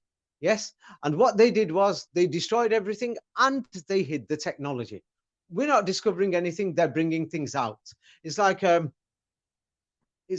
I sent you photographs before that I've met people in big technology companies in Japan, in America, in other places. I've been to many factories where they produce technology, and the thing is, and many offices. And the thing is, we're not rediscovering or anything. The thing is, they're slowly bringing the technology out, and company workers are just adapting to technology, and they're just making sure that technology we can use it. That's all we're doing. The people in power hid the technology. And that's why we're seeing that many places were destroyed. These fake wars happened, everything to wipe out the history. That's what we've seen. Paris mysteriously looks like a ghost city, deserted, destroyed. 6 million people are underground. And they're saying everybody forgot about these graves until the 19th century, that 6 million people are buried under the city. Rome is a smaller city than Paris. So under Rome, they're saying there's 500,000 people buried there. Oh, people forgot these places. It's just a lie. They took over Europe. They killed many of these people. They gave them names like heretics, gnostics, other names, inquisitions, whatever. and they took over saying 30 years war, this war, that war, Protestant wars. They give them strange names like Protestants, this, that, half this history. We can't even verify it. It sounds like a joke. Yes, but within the fake history that they've written, they made mistakes. Like, for example, they showed the invasion of Vienna when they say the Turks made their first invasion in the 16th century and the second one in 1683 in the 17th century. And the first invasion, yeah, Anatoly Fomenko pointed out that the Jesuits and the Catholic Church wrote this history, but mysteriously they've got the Ottoman army marching with flags with crosses. So that means they wrote it, but in their diagram that they did, because they did these pictures in these manuscripts, they forgot to change that into stars and moons. But the Ottoman army came with stars and crosses like the Knights Templar. So the symbol of the crosses was something else. Yes. So, and then they're showing there's medieval manuscripts, which are alleged medieval, but it looks more like they're the Renaissance. They've got the Christians with Arabic writing in the background with their moons and stars. So the history doesn't make sense. Then the invasion of 1683, yeah, there's a so-called plague in Europe in the 1680s, yeah, and the thing is the Holy Roman Emperors and the Pope himself and others were known to drink blood, human blood, yeah, they're known to drink it, and they called it medicine, you know, like people who are saying, I drink Red Bull for health, yeah, so these people were drinking blood for health regularly. And they're telling us that all these people were mysteriously dying. And then the people who protested against the church, they've made a fake history of Protestantism. Many people ran to Istanbul, a big city, and they were saying, we're begging you, come and help. So then the Turks and the Russians, they come. Fomenko pointed out the Russian army also came, and other people, because in Moscow at the time, we look at these Russian kings who've got Arabic verses of the Quran on their helmets. Right. Which doesn't make sense. And then the Russian army, yeah, has got Arabic writing on their swords that invades Europe. And they're telling us that they are so-called Son of God believers and things like this. And then under St. Stephen's Dome Cathedral and other churches, there's thousands of bones in Vienna. What the hell were they doing inside these churches? How Russian were they? They weren't just Chechens. They were like from St. Petersburg. No, nobody's talking about the Chechens. I've been to the Caucasus region, Kafkas, Caucasus, or whatever they want to call it. Most people have never been there, and they talk about that region. Now, for example, if you come to America, you'll notice that there's people from the Balkans and the Middle East who look a little darker compared to the Scandinavians and the Germanic people. Now, in the Caucasus region, what is so strange? Yeah, for example, I've been to Novi Bazar, and you're from that region. Then you will know I'm not lying. I'll describe the Caucasus. Now, when I went to the Caucasus, I thought, what the hell is going on? These Chechens don't mix with the other locals. They're tall, they're bigger, and they've got blonder hair and redder hair. So I know that they migrated south. That's why they migrated south, and they're fighting to defend the Quran. And they say, we came south, we came from Germany and Scandinavia. We retreated after the 18th century. Yes. And they are mysteriously Muslim, and they're Northern Europeans. And now if you go to Novi Bazar is different from Niš. Niš, yes, in Serbia. Now, when I went to Niš, I noticed the people were not as tall as the people in Novi Bazar. And I noticed that the Novi Bazar people were taller, and there was more people who had the ratio and tendency to have blonder hair or fair hair. So, and those people, they say, we went to the mountains, we retreated from Germany. And they say they only came in the last 200 years. Yes. Same like the Bulgarians. Many Bulgarians are taller, and everybody is giving this fake history that the Russians invaded the Balkans, fighting the Ottoman Empire. But many of these Bulgarians who retreated into Bulgaria, the Russians came after them. They came after them, the Russian Romanovs, yeah, and the Holy Roman Empire, Holy Roman Habsburgs, they seized the actual Tartaria or Moscow. And when they seized it, they put the fake Romanovs in power. And then what happened with the fake Romanovs from St. Petersburg, they made a law in the 18th century. Every book in Northern Europe must be surrendered. And they sent out their similar inquisitions, and they got hold of all these Arabic books, and they changed all the coins. Or the Russian currency was a dirham. It was in Arabic also, which doesn't make sense. But it doesn't make sense with the official history.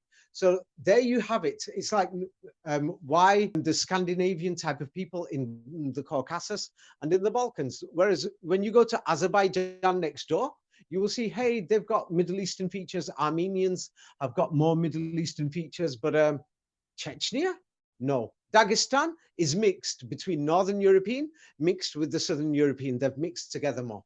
And the Chechnyans, they're more in the mountains, so they didn't mix together. And that's why they can fight in Northern Europe. And that's why, because they've got the biology of Northern Europeans who tend to be bigger compared to Southern Europeans, which many people know. It was more difficult for the Southern divisions of the Russian army to fight these people, because the Southern divisions had local recruits who were much shorter, and everybody feared these Chechens.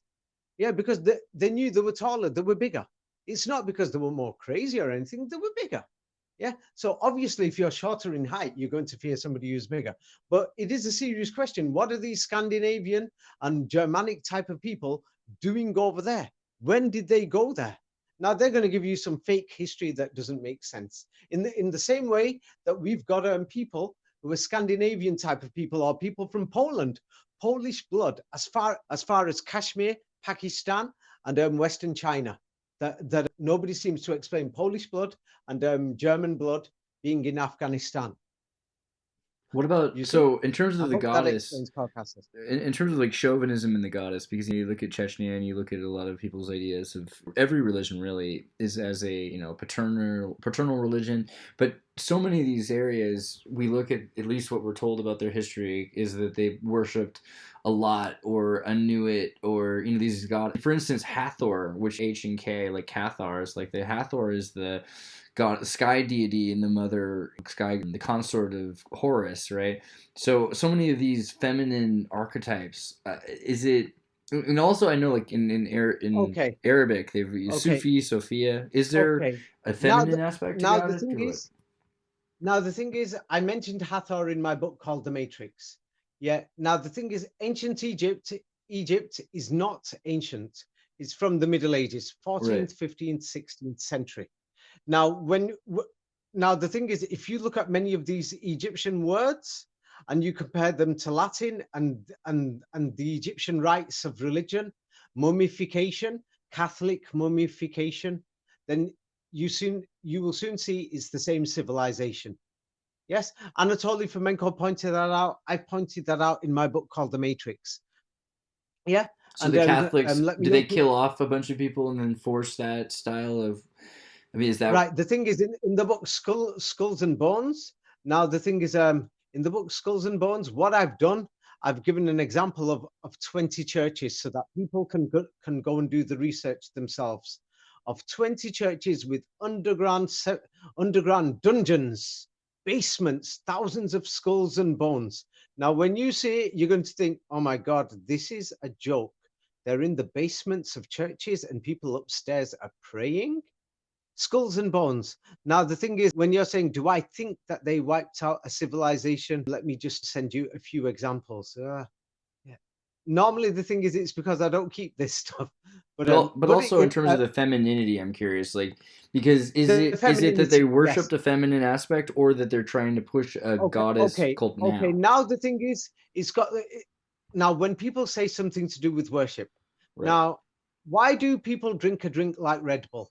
Why do they mix it with, let's say, vodka with Red Bull or things like that? Why would somebody do that?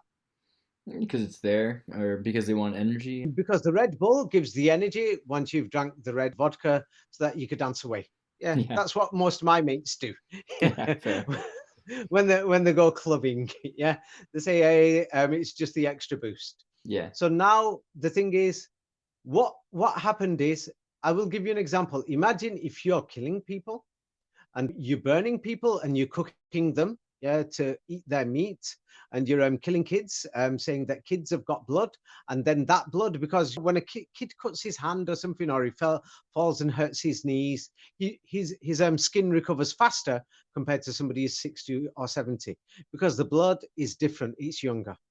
So now imagine if you and your mates and your friends are going out there and you're drinking blood every day and you're killing people.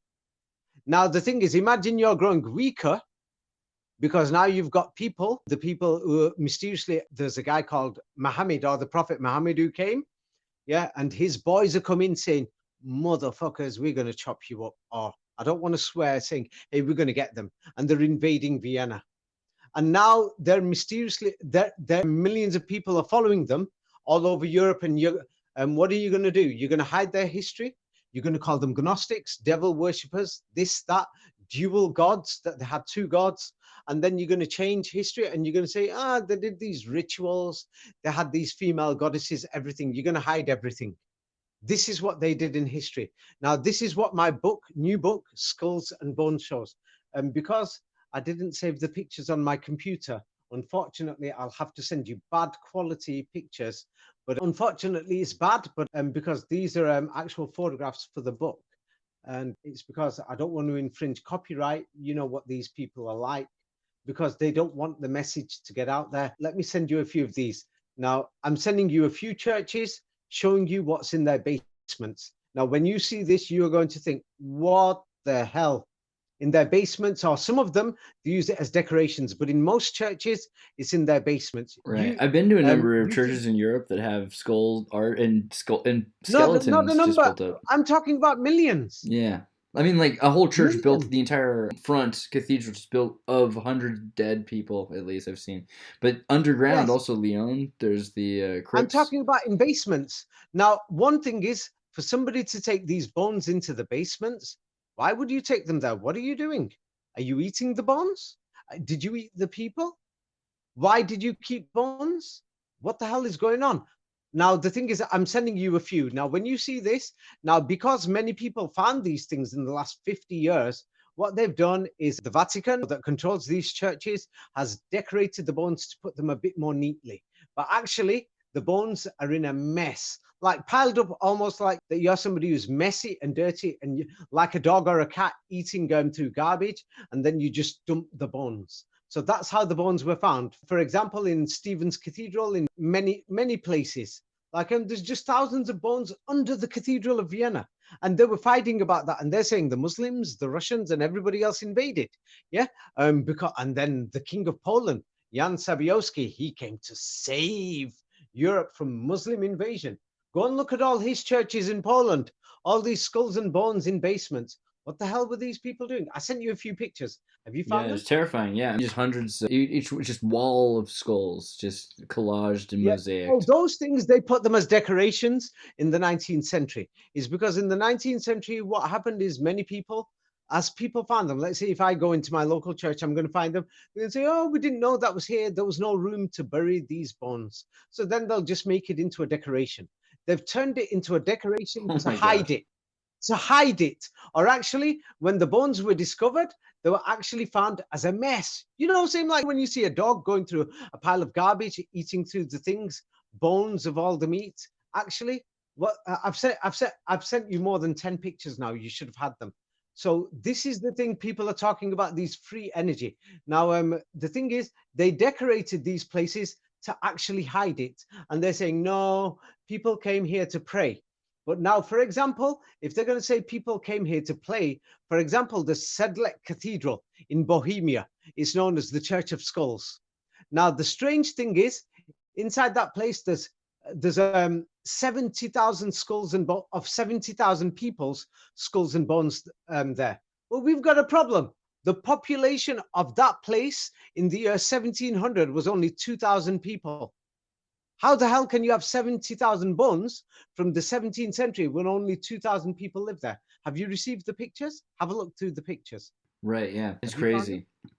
Just all these bodies, and then just piles. Actually, this one that's the scariest is just, you're right, like in the basement, just piles of bones, like it's lumber. Just tied together. Have a look at the pictures I've given you. Now, have you and please take a look. I've sent you a few pictures. Yeah, and then you will see the wall of skulls, terrifying. And- Yeah, and these guys are supposed to save us. Interesting, and it is interesting, like the have you idea found them in that these Facebook messages. yeah, I sent yeah, you many pictures. yeah, Yeah. Now the thing is, what people think is today they made them a bit neat. It seemed like you and me walking into a place, we found a mess. So actually, these bones were found in a mess. A mess. It seemed like garbage. So now they put them a bit neater because you and me, we're going to complain. You and me, we're going to say, what the hell are they doing here? So then they're saying, no, people came to meditate here. They're lying. It's because, for example, there was a cathedral, I forgot which one, the ordinary US soldiers found it after World War II in Austria. But the thing is, they tried to keep it a secret. But so many local people came saying, what the fuck? Or what the hell is this? They went crazy saying, what are all these bones doing here? Yeah, and it's like at the time there were bishops and priests. The U.S. Army had to protect them. Yeah, and there were practically people were saying, "What the hell are these things doing here?" There was a big outrage. So they wouldn't have reported it, but then in the end they reported it. The U.S. Army found it. Yeah, they were looking for something, and it was behind a hidden basement under a church in Vienna. So I think that is actually St. Stephen's Cathedral, but I forgot which one. It's in my book. I've forgotten off the top of my head. Yeah. Wow. So the thing is, we're not talking about a few. We're talking there's millions of bones like this underground in Europe, piled up skulls and bones, millions. I'm not talking about a few. I'm talking about millions. You see? Yeah. Millions of bones. Have you actually received the pictures? Yeah. I'm looking at them now. I'm just going through all of them, and it's just walls of bones, just crazy amounts. I've seen a lot of these in the past, and they said the Great Wall of China has bones in it, and everyone talks about the amount of people that died in the dark. They have all these excuses for this, but this is. Yeah, definitely. When you look at it, this is art they're about trying to death. say it's the Dark Ages. Now, in my book, I pointed out that actually these bones were gathered together in the 16th and 17th century, mysteriously at the same time as the so-called Muslim Turkish invasion of Vienna in 1683. That these people were doing this, and then you can check it. They can't hide this information because the Muslims kept records. Yeah, but nobody wants to read the Muslim records. Okay, we can go to the Smithsonian. Yeah, the Smithsonian, they couldn't hide it. It's because there's too many records that ordinary people wrote. Yeah, that these people were killing people in the 16th, 17th century. And they were eating their meat. They were burning people in inquisitions. They were cooking them. They were eating them. That's what the inquisitions were about. But in history, they wrote down they were Gnostics, they were heretics. The truth is, it's like you and me. We want to have a meal. Forget a chicken sandwich from KFC. Yeah, let's bring those men from over there, and we're going to cook them. Wow, that's what they were doing. Yeah, I just sent it you. I just sent you a new page. The kings of England. They've modified the names of these kings and popes, but the thing is, it's known they were drinking blood. Have a look at it. Eating human remains for religious or medicine purposes. I could say Red Bull is like for a medicine purpose. Wow, it's medical, not medicine, yeah.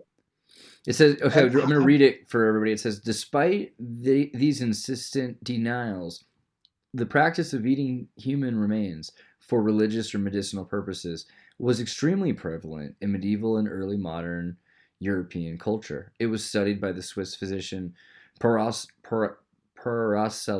Is that right? Yeah. What they've done is they added that bit on for you to think it's medicine. It's not medicine. And other well-respected medical professionals, and used not only by the average gentryman, really used by the average gentryman who could afford medical care, but by kings such as Charles II of England. You're going there having a glass of blood. Come on. Pope Innocent the call that VIII. Medicine? The ideology behind this practice was said to be influenced by the healing properties of the Eucharist. In fact, the general consensus seems to be that medicinal cannibalism was supported by the same ideas that supported the Eucharist.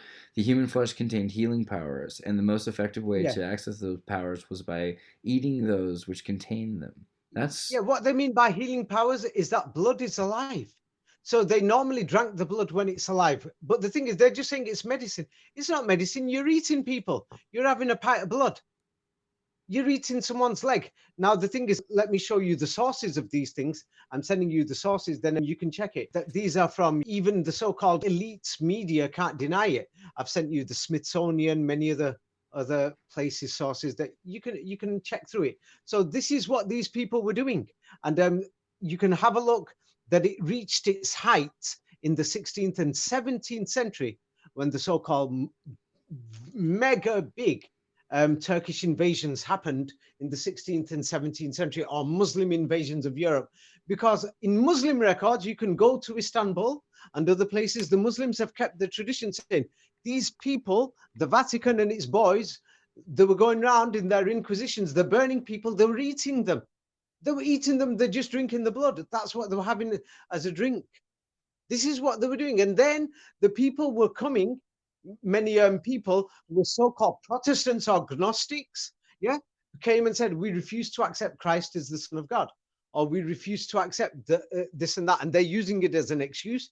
They're actually eating us. We are the food.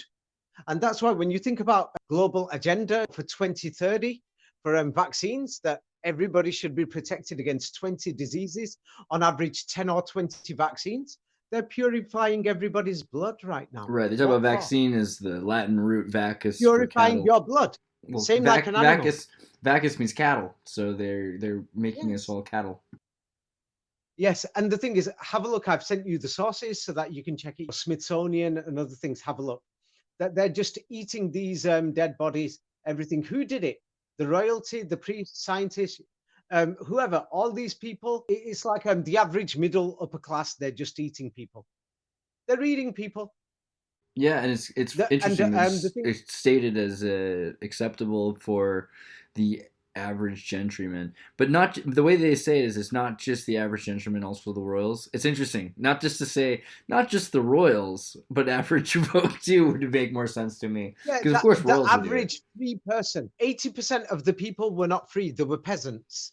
You got to remember, like you had to live on the land and be their slaves, and then all you did was eat. You grew bigger, and as it says there, young men were their favorites to eat, and young women drinking their blood. Yeah. Charles II. It's amazing. You think about the Libertine period, and And the thing is, this is not so long ago. The 17th century is 300 years ago. This is not about vampires. We're talking about this is what these people were doing until the Ottoman Turkish invasion, 1683. And the thing is, the Holy Roman Emperor, I've forgotten his name. Yeah, he ran like a dog. They were eating people. And what have they got down in history? They were the savers of Christianity. Savers of what Christianity? These people, they called it the Eucharist. They were actually drinking blood. Wow. And the thing is, you can even check it. And then if the Muslims speak up, the Smithsonian isn't Muslim, or these records, that they even wrote it down, saying, hey, we had a pint of blood today. We killed a few of these villagers here. He was a agnostic. He was a Protestant. Yes. Blood sausage, still very popular in Spain. Yeah. And the thing is, then they switched to pork because pork tastes like humans. Yes. Or pork was not widespread. If you check before the year 1900, they cannot give a proper story why Germany had hardly any pigs for consumption.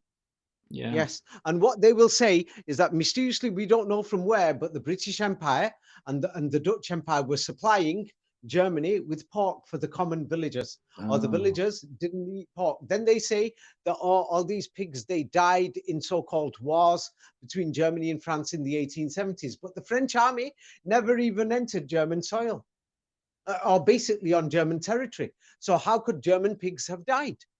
It means that pig was not part of the diet. And that's why when you look at the people in photographs or videos from 100 years ago, they're not that big, they're not that fat. Yeah, and now people are growing overweight. It's becoming a joke because of what they're eating. But the thing is, as I've shown, these things are all in my books. The book Jesus Christ, it goes through more about Christianity, and Skulls and Bones will go through it more. So as you've noticed, my books have become, I hope they're amazing now. They're absolutely amazing. I can't wait to read the Skull and Bone book. I appreciate. I'll send you. Yeah, I'll send you a few of the books for the background of this Skull and Bones, Thank because you. you won't be able to understand it without the background. Now, the thing is, my books are easy. Anatoly Fomenko goes through this in a lot more depth. He goes through it in much deeper things. But now, as you can see, the history of the Balkans, because you are from there, Serbia, and the history of Croatia, Saint Stephen, the so-called savior of Serbia, all this history is a lie. All this history, they made it up. Yes, they made it up to show the fake so-called Turkish invasion. Can you imagine going to Istanbul today, trying to raise an army and tell people, please come over to Germany to help the Germans? Vienna is the gateway. Get rid of these people. They're drinking people's blood. They're cooking us, man. They're cooking us, yo. Right. And then This is it's what interesting. The happened. Soviet Union had to make these posters to tell people not to eat children. That it was wrong to eat your children. I mean, And now in the modern world, many people don't have a look. For example, Bulgaria. Now, if you look at European Union records, after Bulgaria entered the European Union, they have records for 900,000 or around 1 million people from Bulgaria came to Europe. But Bulgaria has got a record that minimum 15% of its population has left the country. Minimum. And if you go there yourself, you'll notice that probably more than 15% of the country is left because they've entered the EU, that they can go and work there. There's millions of people that are disappearing all the time. So from so-called migrants, from war zones, that nobody seems to know where they've gone. I spoke to somebody in Tunisia several months ago. Their brother went to Europe, these so-called migrants, and disappeared. And they think their brother's working and happy. These stories are common. Millions of people are disappearing, which just doesn't make sense. Even 20, 30 years ago in America, they said 38% of children that went missing never came back. They never found them. Now they say over 80% are found. Yeah, so the thing is, the data doesn't even make sense, but we're talking about thousands of people are disappearing in so-called border migrations. And then Europe's population, mysteriously, even with so-called millions of Polish who came in the last 30 years, Czech Republic, Slovakia, Hungary, Romania, Bulgaria, Greek, all of them went to work in Western Europe. And I live in England. And in England, the population doesn't seem to be going up that much. England, France, and Germany. In fact, the population is going down. And not just them, they're bringing so many refugees from Libya that included bogus refugees that came from many African countries and from Afghanistan and Iraq and Syria. They brought millions of people, and still Europe's population is going down. Isn't this suspicious? Millions of migrants you can see in America, and then you think, where have all the local people in America? Where are they going? All these people from South and Latin America and coming and from other places. Yeah, the maths just doesn't add up. And the drinking blood, who said this process stopped? Who said they stopped it? I'll give you an example now. Imagine if you're 60 years old, and if you start drinking the blood of children 4 or 5 years old, that blood has growth in it. The blood cells have growth. They grow. If you keep drinking it for 1 year and your body is 60 or 70 years old, what will happen to your body? Your body will become young again. Yes, that's a fact. So how old are some of these people? If they've been drinking blood for centuries, who said they died? Well, some interesting characters like Edward Kelly and John Dee working on the Philosopher's Stone, talking about not just making gold, but the sacrificial power or atonement necessary to make a Philosopher's Stone that makes you immortal. What does the New Testament say? Without blood sacrifice, there is no forgiveness. Yes. Who wrote these things? And then the Old Testament was written later. It says the same thing. Now, the strangest thing is now, anybody who's going to, now there's going to be many people, that's why I recommend my books for the full story. They're going to say that, they found no room in these cemeteries. So that's why they just dump the skulls and bones in basements. Imagine dumping your dad in a basement, chop his skulls and bones up. Then they're saying, for example, there's a skull and bones church in northern Italy. And then they're saying there was a war here in 1880, a battle. And the soldiers who died, we put their skulls and their bones here to remember everything inside the church, 1880s. Now, for them to do that, soldiers who died, they had their clothes on and everything. The battle was only a few days. What they did is they must have burnt the meat, took out their tongues and their brain and all the meat from inside their skulls, washed everything, and they must have burnt the meat off the bones, or you can't take the meat off the bones very easily, just to put them in that museum. Is this what, and you believe this history? Yes. People believe it. It's outrageous. People believe this. So it doesn't make sense. So some of these characters, so I was looking at that time, like Charles II, Queen Elizabeth, you've got John Dee and Ed Kelly, and they're involved with the Voynich manuscript, at least allegedly, and this kind of changing of history in the 1700s. They would have been prime candidates for this. Do you think that do you think that the British court was trying to introduce this or keep this secret? Now the strange thing is, if you look at the history of England, England was invaded from Holland in the 17th century, 1688, by a man called William of Orange. The history sounds like it's bogus. Now in England, mysteriously, there's lots of churches and cathedrals in the countryside that have been destroyed. So whoever took over the churches, whoever took over the churches changed their function. Now, if anybody wants to understand the true function of churches, now, as I said, they said that there's all these skulls and bones in basements of churches, and they're claiming we couldn't find no place to bury these people. The cities got overcrowded. But many of these places, you could check the population in the 17th century, there's hardly anybody there. So that means the history is a lie. And then let's go to Muslim cities now. Mysteriously, the Muslims found more room to bury the dead, and there's millions of Muslims, but in Europe, they didn't find it. Or somebody's going to say, but there's more Christians. No, Latin America is Christian recently. Take away the Latin Americans, then there's more Muslims. And take away the atheists, it means there's more Muslims anyway. Yeah, but forget that. This is not about numbers. Now, the thing is, why can the Muslims find places to bury the people and they didn't dump skulls and bones?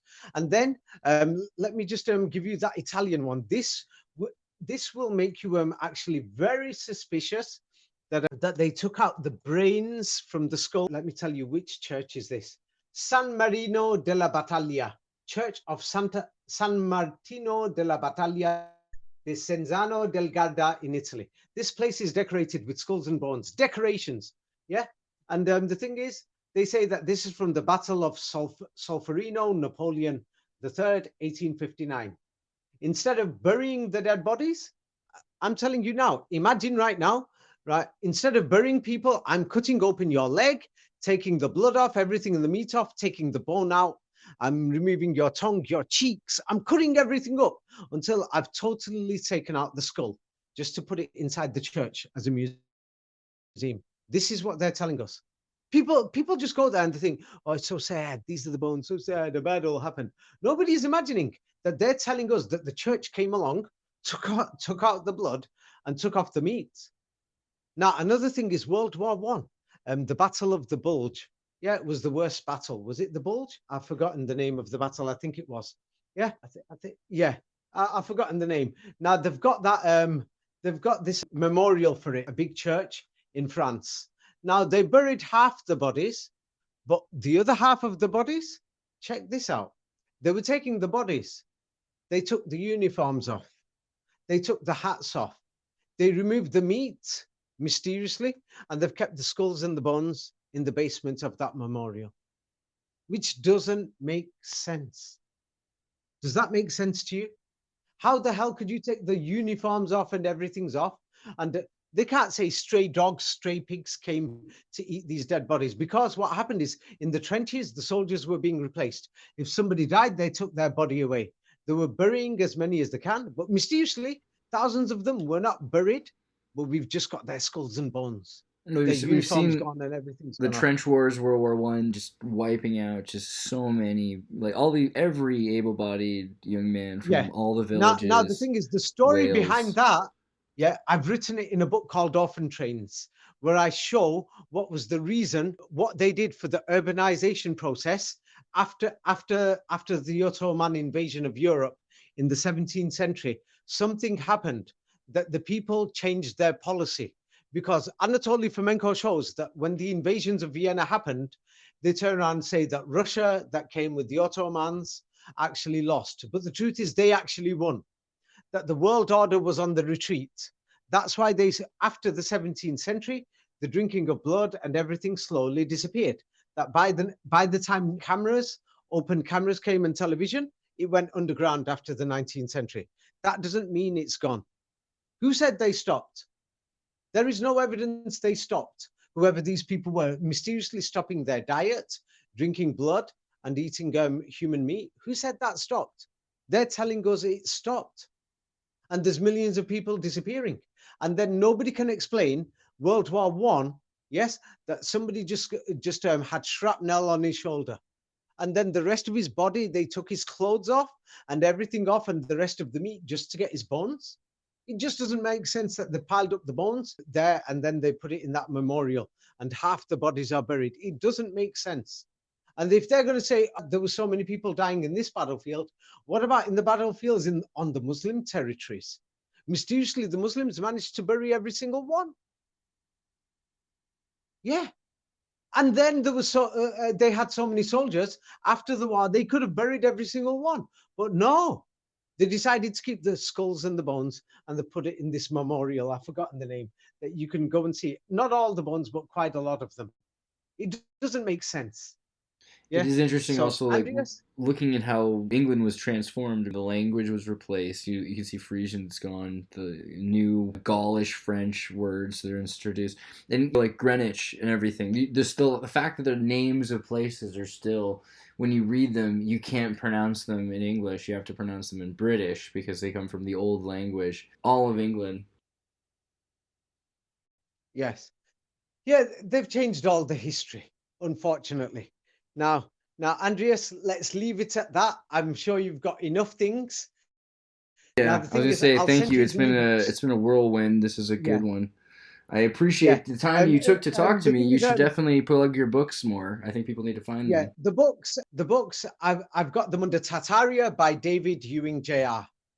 Yeah, and there's some books that are circulating online that people have got them in PDF form. Now, those books were the originals that I gave out to people free. Many of these books had mistakes in spelling and they've been updated. The ones that are published are the ones that have been updated with more information. It's because the ones that I give out free before was actually because I'm checking what people say, what information to keep, what not to keep, what's necessary. Like, for example, if I'm talking about churches, people will recommend to me and say, hey, you forgot this point. This point is too common. Everybody knows it anyway. You don't need this, so remove that. Yeah, then you can put extra information in the book. Because when you publish a book, you don't want too many pages. Yeah. So the thing is, I sent you books before. The thing is, I'll send you the new links now for all the 15 books. There's 15 now, and they're available in 20 languages. By the way, they're in 20 languages now. Can you believe it, or more? That's pretty impressive. I'm glad that you're doing this. It's really important. The world needs to hear this. They're available in Serbian, Polish, Serbian, Polish, many languages. Someone was saying, they're like, why is Tartaria such a big thing now? I'm like, well, I think part of the reason is you're putting these books out and people are finding them. Because I know a lot of my friends have found a Ewing Jr. book out there. So you're doing your work. Yeah. Yeah, and the thing is, for example, somebody can read something or look at one video. People shouldn't just base their opinions on one thing. It's like me, I'm always learning. I know I don't know everything, so I've got to learn more things. Yeah, I like how your books are showing. Have to learn more things. Your books were showing how your approach and study are. The fact that you're showing your Google searches as a cited source. Yeah, so that it's a very easy way to look through stuff. Yeah, I made it so easy. Instead of somebody just putting something online, not making a video, not showing the reference, talking quickly, people don't pause and have a look. Like, that's how many videos are made. But the videos do help. But the thing is, people shouldn't just believe without checking. Right. The thing is, we've got a serious problem, and it looks like now that there may be some organizations, religious organizations, political organizations that are now making fake videos, and they've got fake people out there to on purpose mislead people. Yeah, that they've added truth with lies, that they've done this deliberately now. There is a deliberate campaign now, because the thing is, what people have done now, that the subject of Tartaria has moved away from actual research. Actual research was by Anatoly Fomenko. Then if you go on Wikipedia and other places, they condemn Anatoly Fomenko as a Russian nationalist. How can he be a Russian nationalist when he is showing that the Quran was the system, or the system and the Quranic language was the main language in Europe and the world, and that religious system was in Russia and Tartaria and throughout Europe and the world? Does that sound like a Russian nationalist to you? This is what they're saying. So what they've done is they've condemned him, but they don't want to say why they condemned him, or people are going to think, damn, did he say Arabic? Did he say the Quran? So the thing is, this does not mean I'm supporting Islam. I've made it clear that modern Islam has got sects and they've got their ways and their systems and beliefs. Yeah, people follow whatever they want. I'm looking at the Quran as a historical document.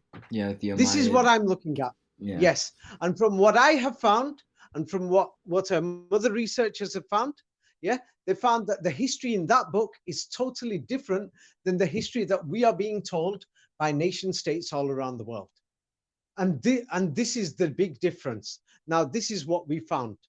Now, that's the bottom line on my position regarding what religion is and the Quran that I'm showing, that my research is based on research based, that I'm questioning. I'm looking for evidence. I'm not willing to go out there and think I'm going to believe this and I follow this. About me personally, do I believe in a God? The sun is moving, the wind is moving, there's forces out there, they exist. There is a creator because they're in a created system. I believe in that creator, simple as. Now, that is the definition of God in the Quran also. So anybody who believes in that definition means that they're following the same definition of the Quran, and that means systematically, in the eyes of the Quran, they're classified as Muslims. It means followers of peace. Anyone who believes in peace, who believes in that God who is the creator, who believes that no human is the child of God and that humans are humans, then that person believes in the same religion as Islam. Islam means peace. There you go. And then it says the Messiah, even in the Bible, it says the Messiah will bring shalom all over the world. The word Islam actually is salam. Now they have the letter H added on. Islam Arabic removes the letter H.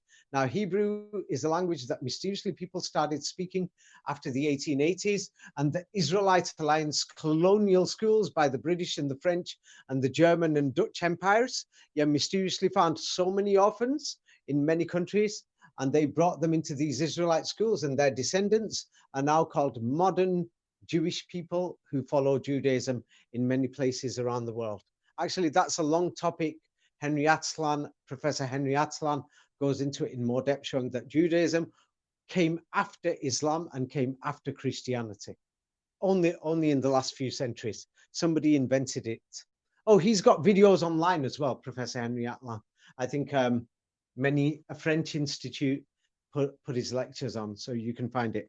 Anyway, Andreas, let's leave it at that. Yeah? That was beautiful. Thank you so much for taking the time, David Ewing Jr. It was great talking to you after 2 years. Oh my gosh, it's been a wild one. I appreciate this though. I hope everyone does a deep dive into this. This was really good.